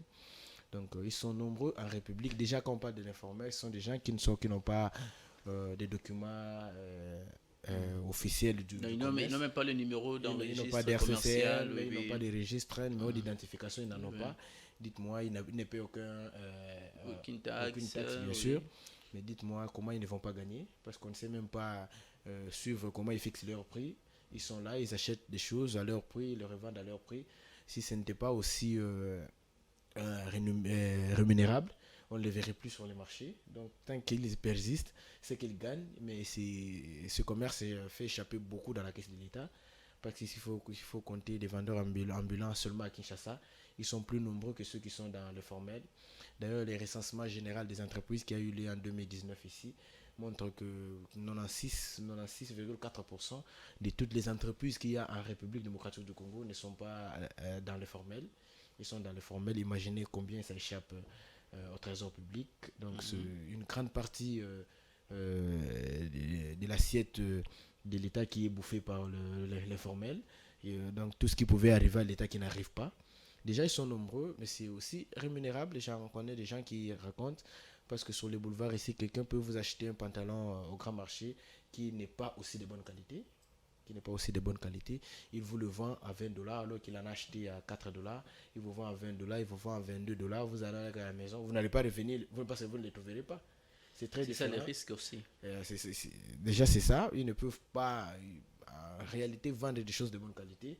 Parce qu'eux ne voudront pas trop de dépenses, ils n'ont pas de lieu fixe, ils ne peuvent pas craindre les retours, ce qu'on appelle les retours. Oui. Ils ne peuvent pas les craindre parce qu'ils savent que si je vends, je peux me déplacer, je vais cette semaine avec toi. Cette personne viendra me chercher, ne me trouvera pas. L'essentiel, c'est que moi, j'ai déjà pris mon argent, je suis parti à la maison et il n'a de compte à rendre à personne. Il n'est pas enregistré par l'État, l'État ne le poursuit pas, on ne le connaît même pas. Il vient, bon. Donc, c'est déjà... c'est déjà un problème. C'est déjà un problème. Ça, vous évoquez un problème. Nous allons y revenir rapidement. Mais alors, parlons un peu de cette problématique. Ici, vous dites que ce sont des personnes qui envahissent aujourd'hui le marché quinois. Ce sont des personnes qui, aujourd'hui, le plus nombreux, voilà, dans des rues, on voit ces gens-là, ces mini avec leurs marchandises et tout. Alors, le problème, c'est que comment on peut, bien sûr, survivre dans un pays où, économiquement et socialement, si on doit le dire, les gens ne se retrouvent pas vraiment. Alors, quelles sont les raisons qui poussent ces gens à pouvoir inonder les rues, à pouvoir exercer ces commerces ambulants? C'est quoi les raisons en fait? Et donc ici, personne ne peut venir dans un état normal, c'est créer un commerce sans pourtant et échapper à la caisse de l'État là où il y a l'organisation. Donc, on peut voir, moi j'ai participé au vernissage d'un ouvrage du pasteur Silas, qui dit publiquement devant beaucoup de pasteurs, il dit on ne peut pas se réveiller un beau matin, demander à tout le monde de se lever pour construire ce pays. Non? Même dans la Bible, il y a eu une minorité qu'on appelle les leaders. Même Dieu lui-même nommait des rois. Il nommait des rois. Il y a eu des Salomon à l'époque, il y a eu beaucoup de rois qui étaient là pour organiser la cité, parce que la politique en soi, c'est l'art d'organiser, de gérer une cité. Et donc, il y a toute une minorité qui est mise en place, qui devrait en principe mettre en place toutes les lois et surveiller ces lois, travailler pour la rigueur, question de ramener tout le monde à l'ordre. Déjà, ici, si on n'arrive pas à maîtriser toutes ces personnes-là, parce qu'on n'arrive pas non plus à organiser le travail, déjà, tout le monde ne peut pas aller dans une entreprise sérieuse, parce que en soi, les entreprises n'existent plus. Nous avons mené une enquête ici, nous envoyée par la direction générale. Nous avons découvert... qui a limité, s'il faut compter le nombre des entreprises. Il y en avait beaucoup. Aujourd'hui, les espaces sont récupérés. Donc, on peut compter le nombre de chômage depuis ces jours que les entreprises mouraient. Donc, on peut dire qu'il est normal que les gens vendent dans la rue. Parce que déjà, pour organiser un commerce formel ici, il faut avoir un peu de moyens. Un peu de moyens, oui, pour aller s'enregistrer. Même pas s'enregistrer d'abord, parce que les documents en soi, on peut nous raconter beaucoup de choses, mais les documents de l'État en soi ne coûtent pas aussi très cher. Mais il y a des gens qui fuient déjà de loin. Mais déjà, pour avoir une boutique, s'installer à Kinshasa, la garantie locative, trouver une maison, avoir aussi des documents, parce qu'il faut compléter dans tout ça les documents. Déjà, ça peut vous coûter trop, mais lorsqu'on a un $45 qui peut vous faire 90 000 aujourd'hui, et vous achetez 4 pantalons en ville, le revendre, avoir des bénéfices, demain en acheter 15, et le lendemain en acheter 19, l'installer à la rue. Lorsque les policiers viennent, vous courez avec votre sac d'habits, et quand ils partent, vous revenez. Nous le voyons ici à l'ambassade. Oui, ça s'est fait. Ici, on au niveau chasse tout le monde. Oui. On chasse tout le monde, mais ils n'ont nulle part où aller. Parce qu'ils ne peuvent pas trouver le boulot. Le boulot, déjà, en soi, il n'y en a pas. Il n'y a pas assez d'entreprises. Ils n'ont que ça pour survivre. Alors, lorsqu'il pleut, déjà, on le sent. La fois passée, quand j'étais encore à l'Unikin, on nous disait on est cherché à marcher pour essayer de rappeler les dirigeants à l'ordre. On nous disait même si vous marchez, vous ne ferez même pas une semaine, parce que demain, les uns vous iront chercher à quoi manger. Les gens savent déjà, même les politiques, savent déjà qu'on vit du taux du jour. Donc il est très difficile d'empêcher quelqu'un à vendre à la rue. Il est très difficile d'arrêter ces ambulants, mais il est toujours bon d'organiser le travail, leur dire non, nous acceptons que vous vendiez, mais il faudrait quand même que vous rameniez quelque chose à la caisse de l'État, parce que ce qu'on aura récolté pourra nous aider à créer des entreprises, et ces entreprises vont engager pas seulement vous, vos enfants aussi, ils ne vont pas continuer à vendre à la rue. Il est normal, Enoch. On ne va pas seulement prendre le côté des dirigeants, mais il faut au moins être dans le juste milieu. Nous sommes des citoyens. Vous le savez, vous connaissez notre ligne de conduite, notre dogme. Donc il est très important que l'État en soi commence, parce que c'est lui le premier responsable. Donc, on commence par organiser ce travail pour que ça devienne formel, parce que ça ne sera pas brusque aussi. Au fur et à mesure on évolue et que les gens eux-mêmes prennent conscience dès lors qu'on aura organisé, parce qu'on ne va pas appeler quelqu'un qui a 15 pantalons d'aller s'enregistrer partout. Déjà il craint qu'il perde du tout.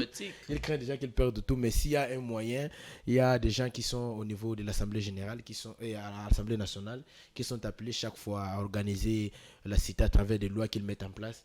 S'ils peuvent voir ces côtés-là, comment faire pour ne pas seulement chasser comme on le fait là, mais pour organiser petit à petit, cherchant à mettre des moyens au fur et à mesure qu'on avance. Les gens peuvent souscrire à tel document et tel document sans pourtant craindre la perte ou bien craindre la disparition des commerces des gens qui cherchent à manger, à boire, parce que le pays déjà n'est pas en réalité à mesure de donner donner tout à tout le monde. Donc, si déjà les députés s'élevaient avec des idées comme ça, au lieu de s'élever avec l'idée d'argent en tête, ça serait aussi une bonne chose. Voilà, merci. Ça sera une bonne chose pour le pays. Voilà, merci beaucoup, Edouard Funda. 091 007 24 28, c'est le numéro qui est mis sur votre disposition. Vous pouvez écrire, vous pouvez poser des questions, vous pouvez aussi interagir avec nous d'une manière ou d'une autre, apporter votre contribution dans le sens où pourquoi nous retrouvons tous ces mondes dans nos rues de Kinshasa. Pourquoi est-ce qu'il y a vraiment la multiplicité ou encore la multitude de ces personnes? Et voilà, vous pouvez aussi répondre. Qu'est-ce que l'État doit faire? Vous pouvez aussi proposer. Et voilà, nous sommes disponibles à vous répondre. Nous allons suivre une vidéo que la régie va nous proposer. Cet élément, c'est un reportage sur ce que nous appelons les vendeurs ambulants. Est-ce qu'on peut suivre? À Kinshasa, ils sont appelés chailleurs en général ou italiens pour ceux qui vendent des habits et chaussures. Les vendeurs à la sauvette sont des milliers qui occupent les haltères de la capitale. Avec leurs roquettes en main, entendez par la marchandise, chacun rivalise d'adresse pour écouler ses produits. Un exercice quotidien et pas facile pour ces marchands sur lesquels dépend la survie de leur famille. J'ai 3 enfants à l'université et j'assume mes responsabilités familiales grâce à cette activité. Mais les choses ne sont plus comme avant. Aujourd'hui, je n'arrive plus à assurer ne serait-ce que leur transport. Échappant à la taxe, la vente à la sauvette à Kinshasa ne procure plus de bénéfices comme dans le passé, reconnaissent la plupart de ces vendeurs.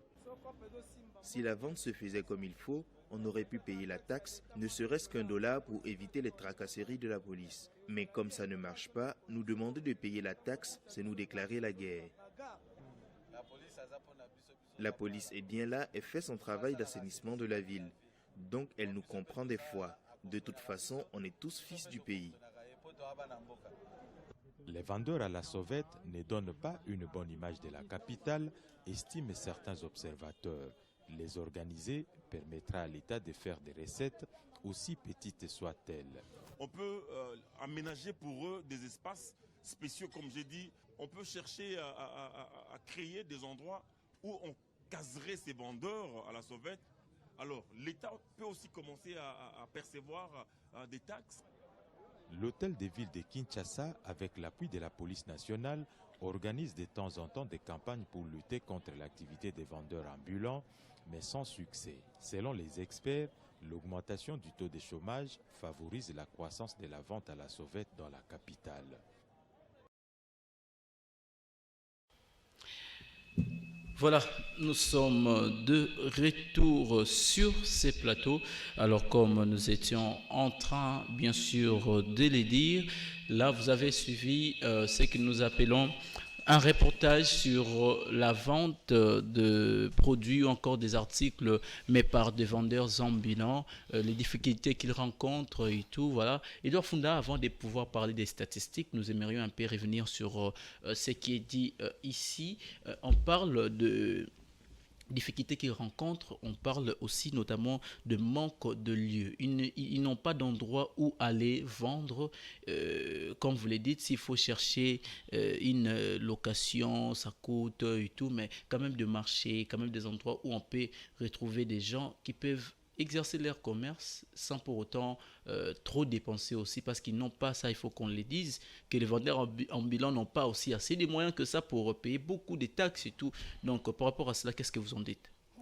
Et donc, quand vous parlez, vous m'inspirez, je vois encore des marchés qu'il y a dans la ville de Kinshasa, mais je me pose la question, ce n'est pas aussi cher que ça. Je connais certains marchés, on demande aux gens de venir. Si vous allez aujourd'hui, vous faites un tour dans des marchés, vous verrez qu'à l'intérieur du marché, c'est presque vide. Les gens courent vers la rue. C'est la plus grande question que je me pose moi aussi. Est-ce que c'est seulement le travail de l'État, ou bien nous aussi, nous devons comprendre que ce n'est pas seulement à la rue qu'il faut vendre, il faut vendre aussi à l'intérieur, parce que c'est cette question. Et moi, je suis passé plusieurs fois dans des marchés comme des marchés de la Liberté, d'autres marchés des Pascal. Vous avancez un tout petit peu au milieu du marché là, vous trouvez des tables presque vides. Les gens disent non, les gens ne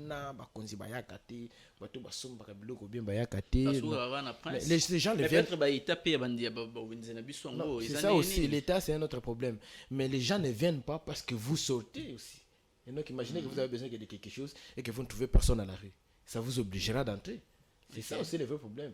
Il ne faut pas seulement accuser l'État des marchés, bien que en général les marchés ne sont pas aussi dans de bonnes conditions, en bon état.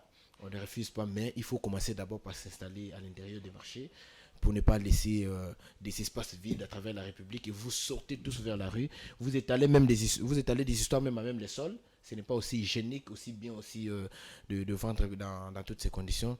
Mais le problème, c'est ce que je vous ai dit, c'est le taux de chômage qu'il y a aujourd'hui dans le pays, et que les gens ne peuvent rien faire sauf chercher à vendre. Parce que ceux qui fuient, ils vous diront, non, même les marchés que vous dites là, si vous êtes au marché, vous avez une table, vous payez non seulement vous êtes obligé de louer d'abord non seulement la table, mais vous louez aussi des parasoleils, vous louez des capots, vous louez les dépôts pour aller cacher vos histoires. Il faut payer des taxes. Vous payez des taxes. Parfois, il y a des services de l'État qui se sont transformés en régie financière, notamment la police, on le voit, qui sont parfois dans toutes ces pratiques-là. Ils vous disent non, il y a trop de tracasseries, on aimerait vendre à la rue, s'ils viennent on fuit, mais sans pourtant prendre conscience que dans toutes ces conditions, on ne va pas construire notre pays, parce que le pays construit à travers les impôts et des taxes qu'on pourra tous payer pour contribuer à la construction des usines et à la création d'autres emplois. Donc on a un sérieux problème. Seul pour réguler tout ça, c'est d'abord l'Assemblée nationale qui est habilitée à mettre en place des lois qui pourront exister, et là, il y a aussi l'État qui devrait appuyer ce qui est fait à l'Assemblée nationale en termes de la rigueur pour faire appliquer, mais aussi l'État chercher de tous les moyens à contribuer pour créer des emplois, diminuer s'il faut la vie des institutions, la vie ou bien le budget commis au fonctionnement des institutions, essayer de créer des petits mais emplois. Quand vous dites ça, ça me renvoie à quelque chose. Vous savez, quand vous dites que l'État devrait faire quelque chose, aujourd'hui on raconte, selon les statistiques, plus de 90% des entreprises qui sont dans l'informel. Ici, vous ne voyez pas que d'une manière ou d'une autre, comment ces entreprises, 90% des entreprises qui existent sont dans l'informel. Comment on peut s'imaginer à ça, alors que le travail de ces différentes régies sont là pour le contrôle aussi? Et donc c'est encore peu. Moi j'ai été très étonné de lire le rapport de l'Institut national des statistiques à travers les rapports qu'ils ont fait après le recensement qu'ils ont mené en 2019. Ils parlent de 99,4 des entreprises qu'il y a en République démocratique du Congo sont dans l'informel. Ils échappent à la RCCM, le numéro d'identification, tout ça. Ils sont nombreux qui existent ici dans ce pays, mais qui sont dans l'informel. Vous pouvez voir un bâtiment, vous pouvez voir tout ce que vous pouvez voir. Il y a même des gens qui, sans peur, écrivent. Pourquoi? Parce qu'il a un oncle général. Et si les gens de la DGI passent, ils vont appeler son oncle. Et l'oncle va demander au propriétaire de payer 5 000 francs. Et les agents corrompus, comme toujours, vont passer, parce que la République, on ne veut pas la construire tous. on veut que les gens, ou bien on veut que Jésus tombe pour venir réorganiser notre pays, alors que nous devions nous-mêmes nous battre à 90% pour essayer de construire notre pays déjà tombé. Donc il est très important que les gens comprennent le fonctionnement. Ce n'est pas parce qu'on dit il n'y a pas de boulot, on n'a pas quoi faire. Non, pour qu'il y ait le boulot, nous devons tous travailler. Donc chaque fois je me répète sur ces plateaux. Parler du Congo me rappelle toujours ce slogan pour dire on ne peut pas, il faut comprendre qu'on ne peut pas casser, on ne peut pas manger le melette sans casser les œufs. Il faut parfois se sacrifier. Donc vous allez comprendre qu'à chaque fois que je suis ici, ce mot me revient. Donc c'est pour dire que nous avons encore beaucoup à faire. On ne peut pas non plus cultiver, on ne peut pas non plus faire la cueillette si on n'a pas essayé de cultiver. Il faut commencer par faire les champs. Les champs vont nous amener le maïs va nous servir à vendre pour payer les minérales des enfants. Mais avant tout, c'est un travail dur qui s'est fait pour nous amener dans un bon terrain. Donc il faudrait que les Congolais que nous sommes comprenions tous ensemble que nous devions dès le départ travailler, mais aussi ceux qui organisent la cité. Dans mon allocution, mes premiers mots sont sortis, je vous ai dit, ce n'est pas tout le monde qui va se réveiller pour organiser cette cité. Il y a une minorité qui sont aujourd'hui les gouvernants, qui sont là pour mettre en place des politiques, qui sont là pour nous faire exécuter ce qu'ils ont décidé pour le bien-être du pays. Alors, si on laisse tout en désordre comme ça et qu'on ne sait pas rappeler les gens en ordre, les gens vont travailler dans l'informel et le pays va rester comme ça. Tout le monde va commencer à pleurer à la télé. Non, ça ne change pas. Ça ne change pas parce que nous n'avons pas tous mis en place les énergies, parce que nous n'avons pas pris conscience et ceux qui nous dirigent n'ont pas pu organiser. Nous aussi qui devions un peu essayer de nous battre pour appuyer ceux qui nous dirigent, n'avons rien fait. Nous avons essayé de continuer dans l'informel. S'il faut parler, s'il faut revenir dans notre sujet, nous allons laisser le pays dans ces conditions. Et les enfants qui viendront vont nous rejoindre dans toutes ces conditions. Ils auront du mal eux aussi à se nourrir. Ils vont continuer dans l'informel et demain, ça sera encore pire. Alors ça sera pire comme vous le dites.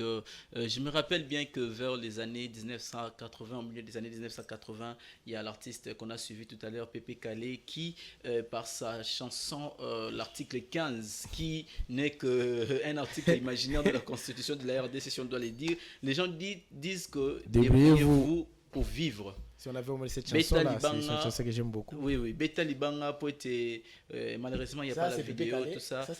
L'autre là, c'est Papa Wemba, oui. Pépé Calé, Papa Wemba. Oui, justement. Papa Wemba qui vous dit travaillez, prenez de la peine. C'est les fonds. Je n'ai pas peut-être une belle voix, mais je sais quand même de chanter. Nabeta Libanga, pote nazuwa mosolo. Na motoki na yo nde ozuli futi.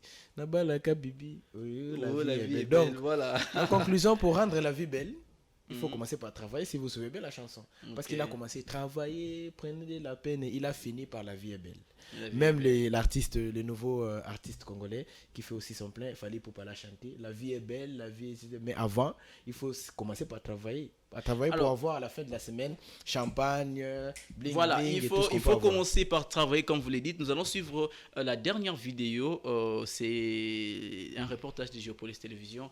On a rencontré bien sûr cet homme qui vend des œufs et qui explique aussi comment est-ce qu'il est fait. C'est une courte vidéo, mais suivons quand même avec la régie ensemble.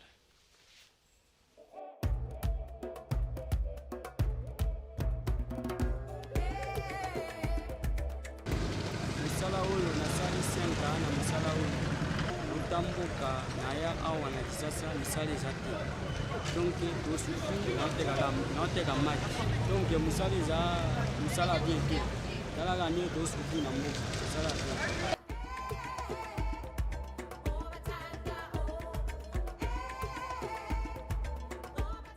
baderanza biso na babutu makasi babotolaka biso ere mosusu babotola biso mboka kofuta ndako ya pasi navandi na nsima ya mama aleki na ngai mpo moye ya kofuta ya ndako na babiloko oyo ekoka te.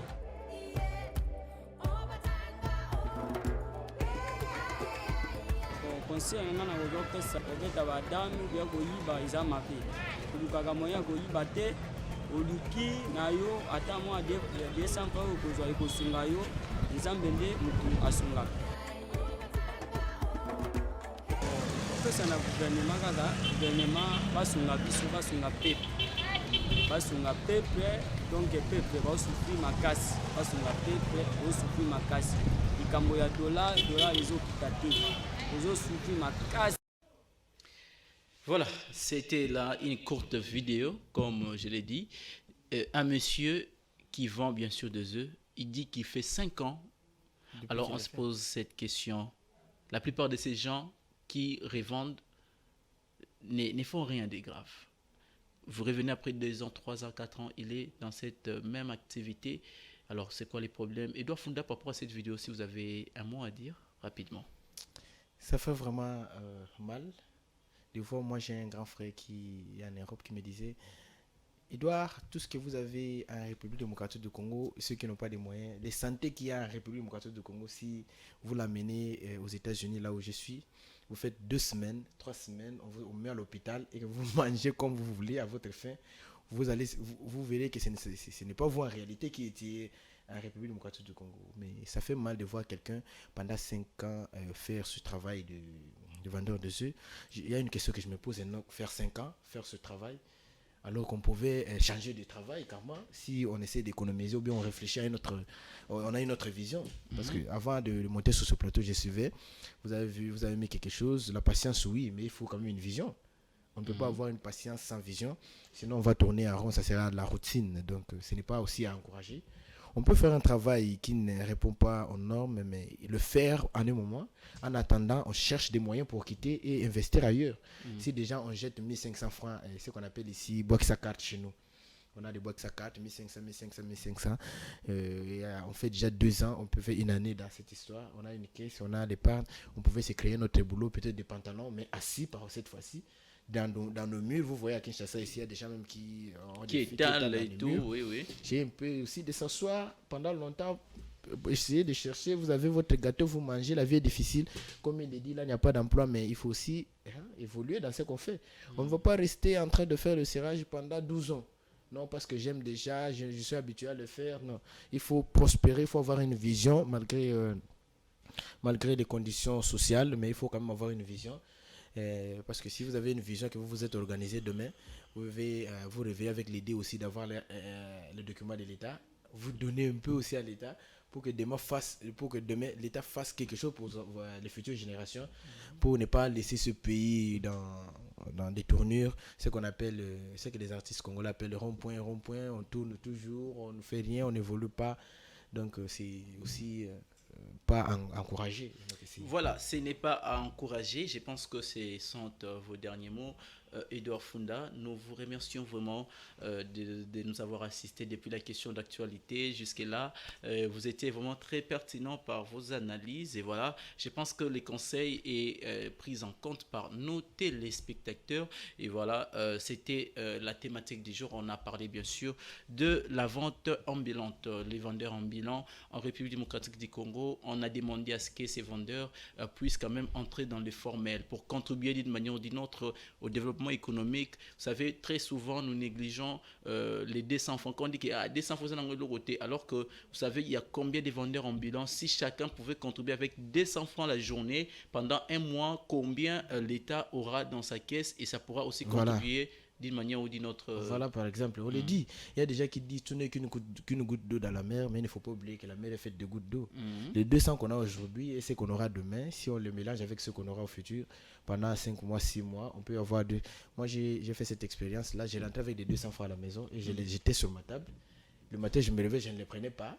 Un jour, quand j'ai pris la peine de compter ce que j'avais gardé comme 200 francs, j'étais très étonné d'avoir 5500. J'étais très étonné. Donc, les 200 qu'on peut garder aujourd'hui pourra nous faire 5000 francs demain et nous faire un repas.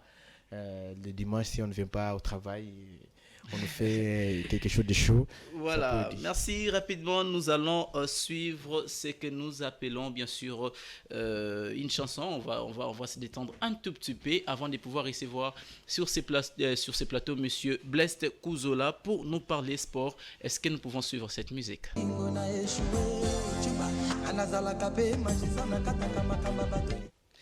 Voilà, c'était Fally Ipupa DiCaprio, aujourd'hui devenu Aigle, comme certains le disent. Alors, nous allons rapidement passer à notre rubrique invité pour recevoir sur ces plateaux M. Blessed Kuzola, afin que nous puissions discuter du sport. Place à la rubrique invité.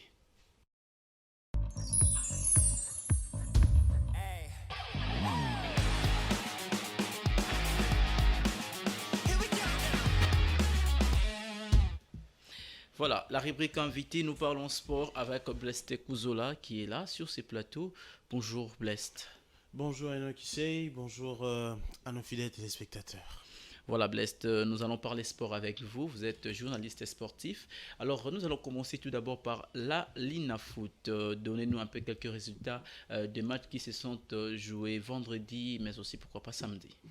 Voilà, il y a eu 3 rencontres ce week-end pour le compte de la Ligue nationale de football, la Vodacom Division 1. Il y a eu vendredi un match à Lumbashi, celui qui a opposé Don Bosco à l'AS Simba. Le score du match était d'un but partout, un but à 0 en faveur de Salaisiens de Don Bosco. Et aussi dimanche, il y a eu 2 rencontres à Likasi. L'US Panda a été battu par l'US Nkoku sur la marque de 1-2. Et ici à Kinshasa, l'SV Club qui bat l'Étoile Kivu par 2-0. V Club qui inscrit enfin 2 buts dans une rencontre. C'était quand même passé 3 matchs avec 1-0, 1-0, 1-0. Voilà, donc c'était quand même une première en tout cas pour cette équipe de l'Es Vita Club qui consolide, qui d'ailleurs se pointe maintenant à la première position de cette Vodacom avec Ligue 12 1 points. avec 12 points. 4 matchs, 4 victoires, donc c'est très bien pour cette équipe. CAF, Ligue des champions féminine, eh bien, on a joué hier pour le compte de la 3e et dernière journée de cette compétition. Et le tout-puissant Mazembe est malheureusement éliminé. Mazembe qui a perdu hier face à l'équipe, à la championne d'Afrique en titre, Mamelodi Sundowns, 4-0. C'est quand même lamentable le score, mais bon, ça respecte quand même la grandeur de Mamelodi Sundowns. Mazembe, pour une première participation, va terminer 3e et c'est quand même encouragé, d'autant plus que ils ont quand même fait un très très grand travail. Alors la fédération algérienne de football a déposé une plainte à la Confédération africaine de football réclamant la disqualification de Léopard U23 de la RDC des éliminatoires de la CAN U23 Maroc 2023. Elle évoque, selon les sources concordantes en tout cas,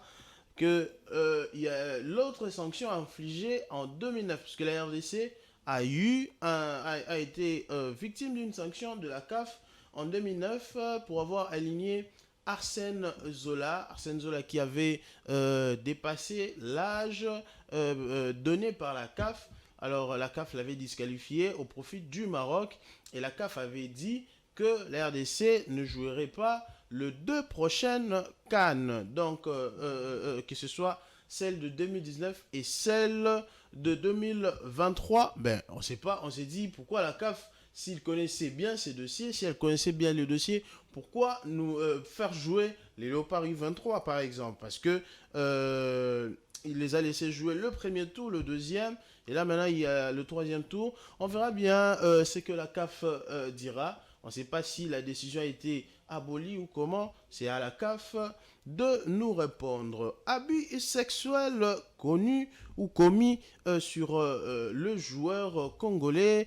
On en parle en tout cas, c'est le dossier le plus chaud actuellement ici en RDC. Le football congolais qui connaît quand même de courbatures ces derniers temps avec ces dossiers, cette révélation de Romain Molina qui est un journaliste et enquêteur français qui, dans son allocution jeudi dernier, a donné des révélations disant que certains dirigeants, certains entraîneurs congolais sont à la base de ces abus sexuels sur le jeune joueur, le joueur qui connaissent leur éclosion dans le football.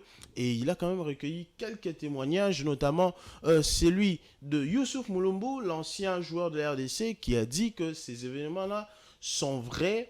Et nous, de notre côté, on s'est dit que si vraiment ça s'avérait être vrai, ça va être grave, D'ailleurs, en passant, le ministre des Sports s'est déjà saisi du dossier au travers d'une communication qu'il a donnée le vendredi dernier en recommandant à la FECOFA de suivre ce dossier de près et d'ouvrir pourquoi pas une enquête. D'ailleurs, la ministre ou le ministère de la Justice est déjà saisi pour ces dossiers. Donc, il y aura des enquêtes qui seront en cours. La DEFCO, qui est l'association des dirigeants du football congolais, tiendra une réunion demain à Africana Palace et à Willery pour pouvoir en parler en gros et en large. Vraiment, ça va être difficile, ça va être compliqué. On parle vraiment de plusieurs entraîneurs que je tais en tout cas le nom jusque-là. Donc, si ça s'avère être vrai, ça va être très, très chaud. Et je vous dis très, très chaud. Et on va déjà demander aussi à la régie de nous balancer un petit élément retraçant la revue de presse sportive sur le plan international.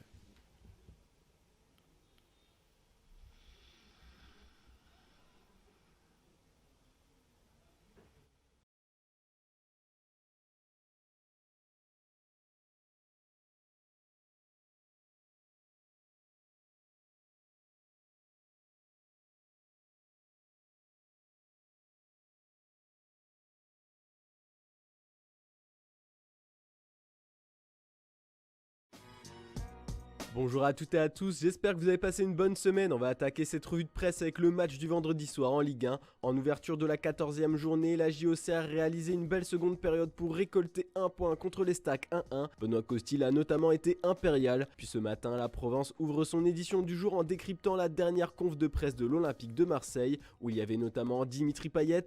Cette saison, le numéro 10 joue peu, mais ce n'est pas pour autant qu'il lâche les armes ou se plaint. Il se dit déterminé à regagner sa place de titulaire aux yeux de son coach Igor Tudor. D'ailleurs, ce dernier reconnaît avoir fait une erreur en ne faisant pas entrer Dimitri Payet en fin de match pour arracher une victoire contre les Spurs en Ligue des Champions. Enfin, le journal régional La Voix du Nord fait sa une sur la Coupe du Monde au Qatar ce samedi. Le quotidien est revenu sur les soupçons de corruption qui entourent l'événement sportif planétaire. Le média anglais The Guardian parle aussi du mondial dans ses pages sport. Enfin, en reprenant les derniers propos de Jürgen Klopp, le coach des Reds a lâché un énorme coup de gueule. Pour lui, ce n'est pas aux joueurs de prendre position, mais c'est le monde entier qui aurait déjà dû se révolter il y a 12 ans. Bon, on va continuer à feuilleter la presse anglaise. L'avenir de Donny van de Beek est encore remis en question à Manchester United. D'après The Manchester Evening News qui reprend les infos de vie athlétique, Eric Tenard estime que le milieu néerlandais, qu'il connaît bien, a un avenir à Manchester United après être revenu de blessure. Par contre, c'est au poste de gardien que ça pourrait changer très vite à Ému, comme le rapporte 90 minutes. Le contrat de David Herrera se termine en juin prochain. Les discussions avec le portier espagnol pour une potentielle prolongation n'ont toujours pas débuté. Dean Henderson, prêté à Nottingham Forest, fait un bon début de saison et pourrait devenir le prochain titulaire dans les cages. Mais le manager des Red Devils serait tombé sous le charme de Diogo Costa, le gardien de Porto. Les scouts du club anglais se rendent très souvent au Portugal pour analyser les performances du portier de 23 ans qui a prolongé récemment. Enfin, Manchester United a trouvé un remplaçant à Cristiano Ronaldo s'il part cet hiver et personne ne s'attendait à ce que l'on cite ce nom. Selon Sky Sport, Eric Maxime Choupo-Moting est dans les petits papiers des dirigeants mancuniens. Malgré son rôle de super sub, l'international camerounais fait parler la poudre avec le Bayern Munich. 8 buts en 13 matchs cette saison. Il pourrait débarquer librement en club l'été prochain. Au pays de Sa Majesté, les dernières déclarations de Pep Guardiola ont fait beaucoup de bruit. Le tacticien des Sky Blues a répondu à la pique lancée par Zlatan Ibrahimovic à son encontre quant à la gestion d'Erling Haaland. Plus précisément, l'attaquant suédois avait jugé que la progression du Norvégien dépendrait de la capacité de l'entraîneur catalan à mettre son ego de côté. Ce dernier a répondu avec ironie. Il a raison, il a tout à fait raison. Dans ce club, dans cette équipe, mon ego est au-delà de toute autre personne, de chaque joueur. Je n'aime pas quand Erling marque 3 buts et tous les temps forts sont pour lui. Je suis tellement jaloux, franchement trop jaloux. J'ai dit Erling, s'il te plaît, plus de buts, sinon les journaux ne parleront plus de moi, et juste de moi. Il a raison, il me connaît parfaitement, il peut écrire un autre livre. On attend une réponse d'Ibra, il ne va pas s'en priver comme à son habitude. Et la bataille continue entre le Real Madrid et Liverpool pour Jude Bellingham, ça fait couler beaucoup d'encre en Espagne. Le journal Marca annonce que le Real ne va jamais baisser les bras et est prêt à faire monter les enchères pour la pépite anglaise. Mais bon, comme le titre le journal ce matin, Liverpool a fait une énorme offre pour devancer la Casablanca. Les Reds vont s'aligner sur les 150 millions d'euros demandés par Dortmund, comme l'ont annoncé les médias allemands. Et selon ESPN, c'est parce qu'il aurait un accord de principe avec Liverpool, même si Bellingham et son père ont déjà rejeté publiquement l'idée qu'une décision sur son prochain club ait été prise. L'équipe de Jürgen Klopp serait en train de forger une relation étroite avec le camp du joueur. de quoi faire trembler Florentino Pérez. Du côté des Catalans, on rend une fois encore hommage à Piqué. Pour rappel, l'Espagnol a annoncé qu'il va raccrocher les crampons. Le match opposant le Barça à Almeria ce soir sera son dernier au Camp Nou. Il pourra faire son dernier bisou au stade qui l'a tant applaudi, comme l'écrit Mundo Deportivo, qui partage une photo du défenseur en train de faire un bisou, puis Sport a partagé un montage où l'on peut voir Piqué, qui a à ses côtés lui-même, mais enfant. Il portait déjà le maillot découlé, il sera un blaugrana à vie comme le titre le journal. D'ailleurs, dans ses pages intérieures, le quotidien estime qu'il ne reste plus que Sergio Busquets, maintenant de l'époque du meilleur Barça de l'histoire. En tout cas, le départ de Piqué va permettre d'alléger la masse salariale du club catalan. Pour le média, tous les feux sont au vert pour recruter Bernardo Silva. Enfin, pour terminer ce tour de la presse, on part en Italie. La Gazzetta dello Sport ouvre son édition du jour avec l'affaire Rafael Leão. L'AC Milan espère toujours prolonger le crack portugais, mais les deux parties ne se sont toujours pas entendues sur son nouveau salaire. L'ailier rossonero ira donc au Qatar sans un nouveau contrat, et s'il fait un grand mondial, les dirigeants milanais ont peur que les grosses écuries européennes le poussent à quitter le club. De son côté, l'AS Roma va débuter des négociations pour étendre le contrat de José Mourinho jusqu'en 2025 selon le Corriere dello Sport. Si rien d'officiel n'a été lancé, tout porte à penser que les deux parties vont s'entendre rapidement. Voilà, c'est tout pour ce samedi, on se retrouve demain matin pour une nouvelle revue de presse. Bonne journée à toutes et à tous et bon début de week-end.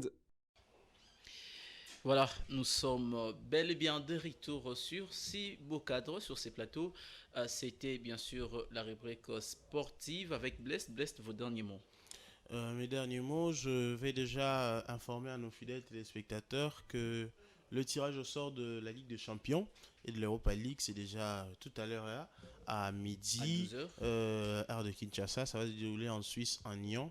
Donc restez connectés, vous allez avoir toutes les informations sportives qui en tout cas prévalent à travers le monde. Voilà, merci beaucoup. C'était la rubrique invité avec Blest. Fin de la rubrique invité.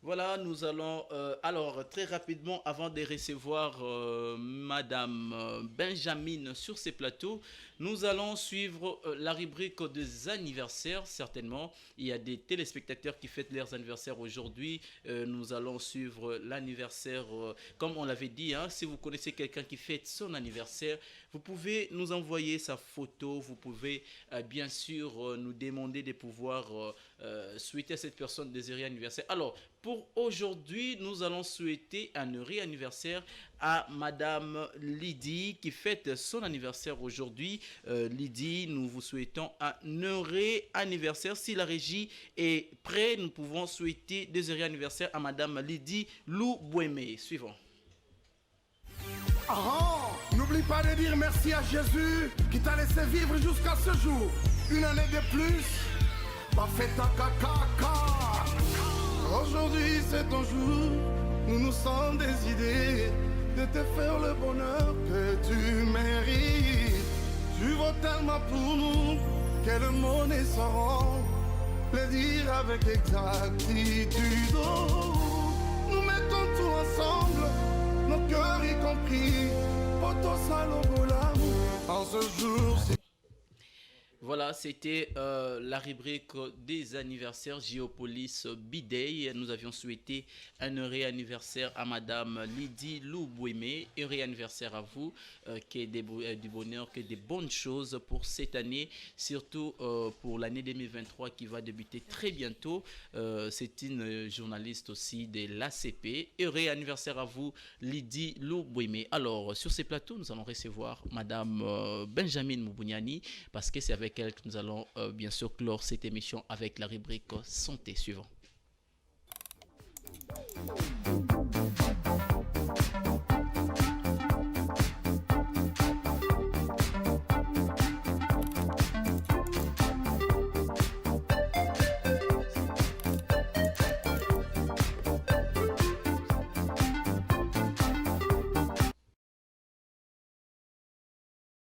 Santé, la santé n'a pas de prix, la santé est importante pour nous. Voilà pourquoi nous en parlons tout au long de notre émission. Aujourd'hui lundi, Madame Benjamin Moubouniani, vous êtes là avec nous. Bonjour. Bonjour Inoki bonjour à nos fidèles téléspectateurs de la tranche matinale WECAP. Voilà, aujourd'hui, vous nous apportez bien sûr une thématique très sensible aussi importante, surtout pour les femmes. Vous nous parlez aujourd'hui de la ménopause. C'est quoi déjà la ménopause? Quelles explications pouvez-vous nous fournir par rapport à la ménopause? La ménopause, c'est une baisse naturelle des hormones sexuelles ou une cessation de règles chez les femmes atteignant 40 à 50 ans. 40 à 50 ans, oui. La ménopause. Oui. Mais là, vous avez parlé en français et beaucoup de gens ne comprennent pas. Essayez un peu de l'expliquer un peu bien. Hein, quand on parle de la ménopause, c'est quoi la ménopause dans le sens où nous tenions à comprendre, maman. Bon, et ça, absence, il y a des règles. Okay. Par rapport, il y a déjà à partir il y a 40 ans jusqu'à 50 ans de ménopause. Ah, ok. De 40 à 50 ans. À 50 ans. Donc, à partir de 60 ans, Roso Nilango. Ok, donc c'est que ça commence. Et on a 40, c'est à 50 ans. Bon, déjà à partir à 30 ans, mais ils ont encore rare. Oui. Ok. Alors, puisque vous parlez ici de la ménopause, est-ce que la ménopause intervient aussi avec des symptômes? On sait qu'il y a des symptômes qui arrivent quand une femme veut atteindre ou atteindre déjà la ménopause. Parlez-nous un peu de ces symptômes. Les symptômes de la ménopause sont notamment l'absence de la menstruation mensuelle. Il y a aussi la bouffée de chaleur, la fatigue, le maux de tête. Il y a aussi le sécheresse de la peau, de cheveux. Et il y a aussi la perte de la fermeté de la poitrine, la prise du poids. Il y a aussi ce qu'on appelle le trouble du sommeil. Et également comment on appelle ça en français, le trouble du sommeil et notamment la bouffée de chaleur, la prise de poids, le sécheresse de la peau et des cheveux, la saute d'humeur. Donc, toutes ces combinaisons peuvent causer de l'anxiété et une dépression. Ok. Oui. Donc, quand vous parlez d'humeur, c'est que toutes les femmes qui atteignent moi, Kanda, moi furieuse, tout ça. Furieuse, saute d'humeur, parmi les symptômes, il y a ménopause. Il y a ménopause. Oui. Alors, est-ce qu'il existerait, parce que déjà, vous parlez de beaucoup de choses là, des symptômes et tout, qui peuvent être aussi dangereux pour la santé humaine. Est-ce qu'il existe un traitement qu'on peut donner à ces personnes qui atteignent bien sûr cet âge de ménopause? Bon, il n'y a pas vraiment de traitement, mais on peut quand même utiliser le médicament pour juste soulager, comme par exemple la bouffée de chaleur. On peut utiliser les médicaments pour juste soulager ça et d'autres symptômes. Oui. Voilà, merci beaucoup Benjamin Moubouniani. Voilà, c'était la rubrique santé. Je pense bien que vous avez compris. Il est 11h chez nous déjà, comme vous le comprenez. Fin de la rubrique santé.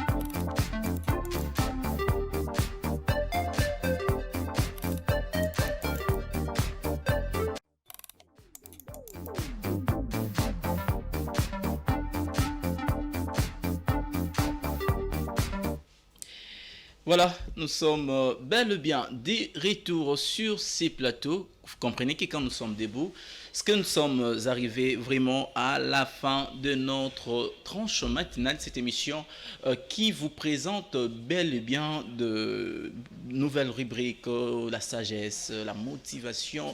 Nous discutons de faits qui touchent la société tout entière. Et voilà, aujourd'hui sur ces plateaux, nous vous avons parlé dans la rubrique World Day. On vous a parlé bien sûr de la journée mondiale de l'écrivain africain. Aujourd'hui, on a loué nos écrivains africains. On a lu bien sûr l'extrait de ce que nous appelons Ngando les crocodiles sur ces plateaux. On a parlé ensemble avec Edouard Funda sur la question d'actualité, l'insécurité qui règne dans l'est de la République démocratique du Congo et les solutions qui sont prises, la mobilisation surtout. Et dans la thématique, on a beaucoup plus évoqué ce que nous appelons aujourd'hui la question liée à la vente des ambulances, c'est-à-dire les vendeurs ambulants, la vente ambulante et tout. Voilà, on en a parlé. Comment est-ce qu'on devrait organiser ces choses pour contribuer d'une manière ou d'une autre au développement économique de la RDC, parce que ces gens sont des fois négligés.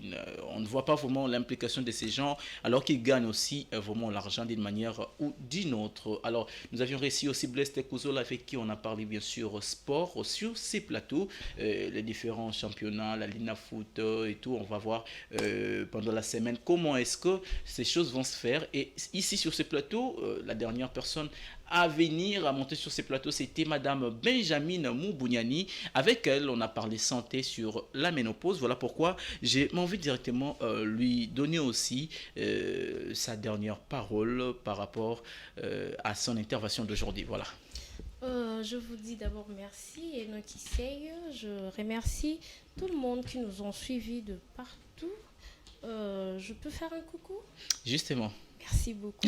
Je dis bonjour à mon frère Matou Moubouniani depuis Lubumbashi. Je dis bonjour à l'espace MP, chez Marlène Aigle Jaune, la patronne, Sarah Hachimeni, Maria Kala et à notre équipe technique, sans oublier.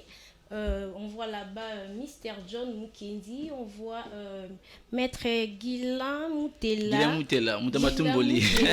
sans oublier notre grand réalisateur Béni Ifombo Mwana Mongo. Voilà, le grand réalisateur Béni Fombo, vraiment à nos fidèles téléspectateurs, merci de nous avoir suivis. Vous étiez très nombreux, à suivre cette émission. Heureux anniversaire à ceux qui fêtent les anniversaires. Voilà, très belle journée. Nous attendons une nouvelle semaine. Alors soyez vraiment focus, réalisez beaucoup de choses. Nous espérons bien important. Demain, vous allez retrouver Damani Mujinga et Maryse Boleli.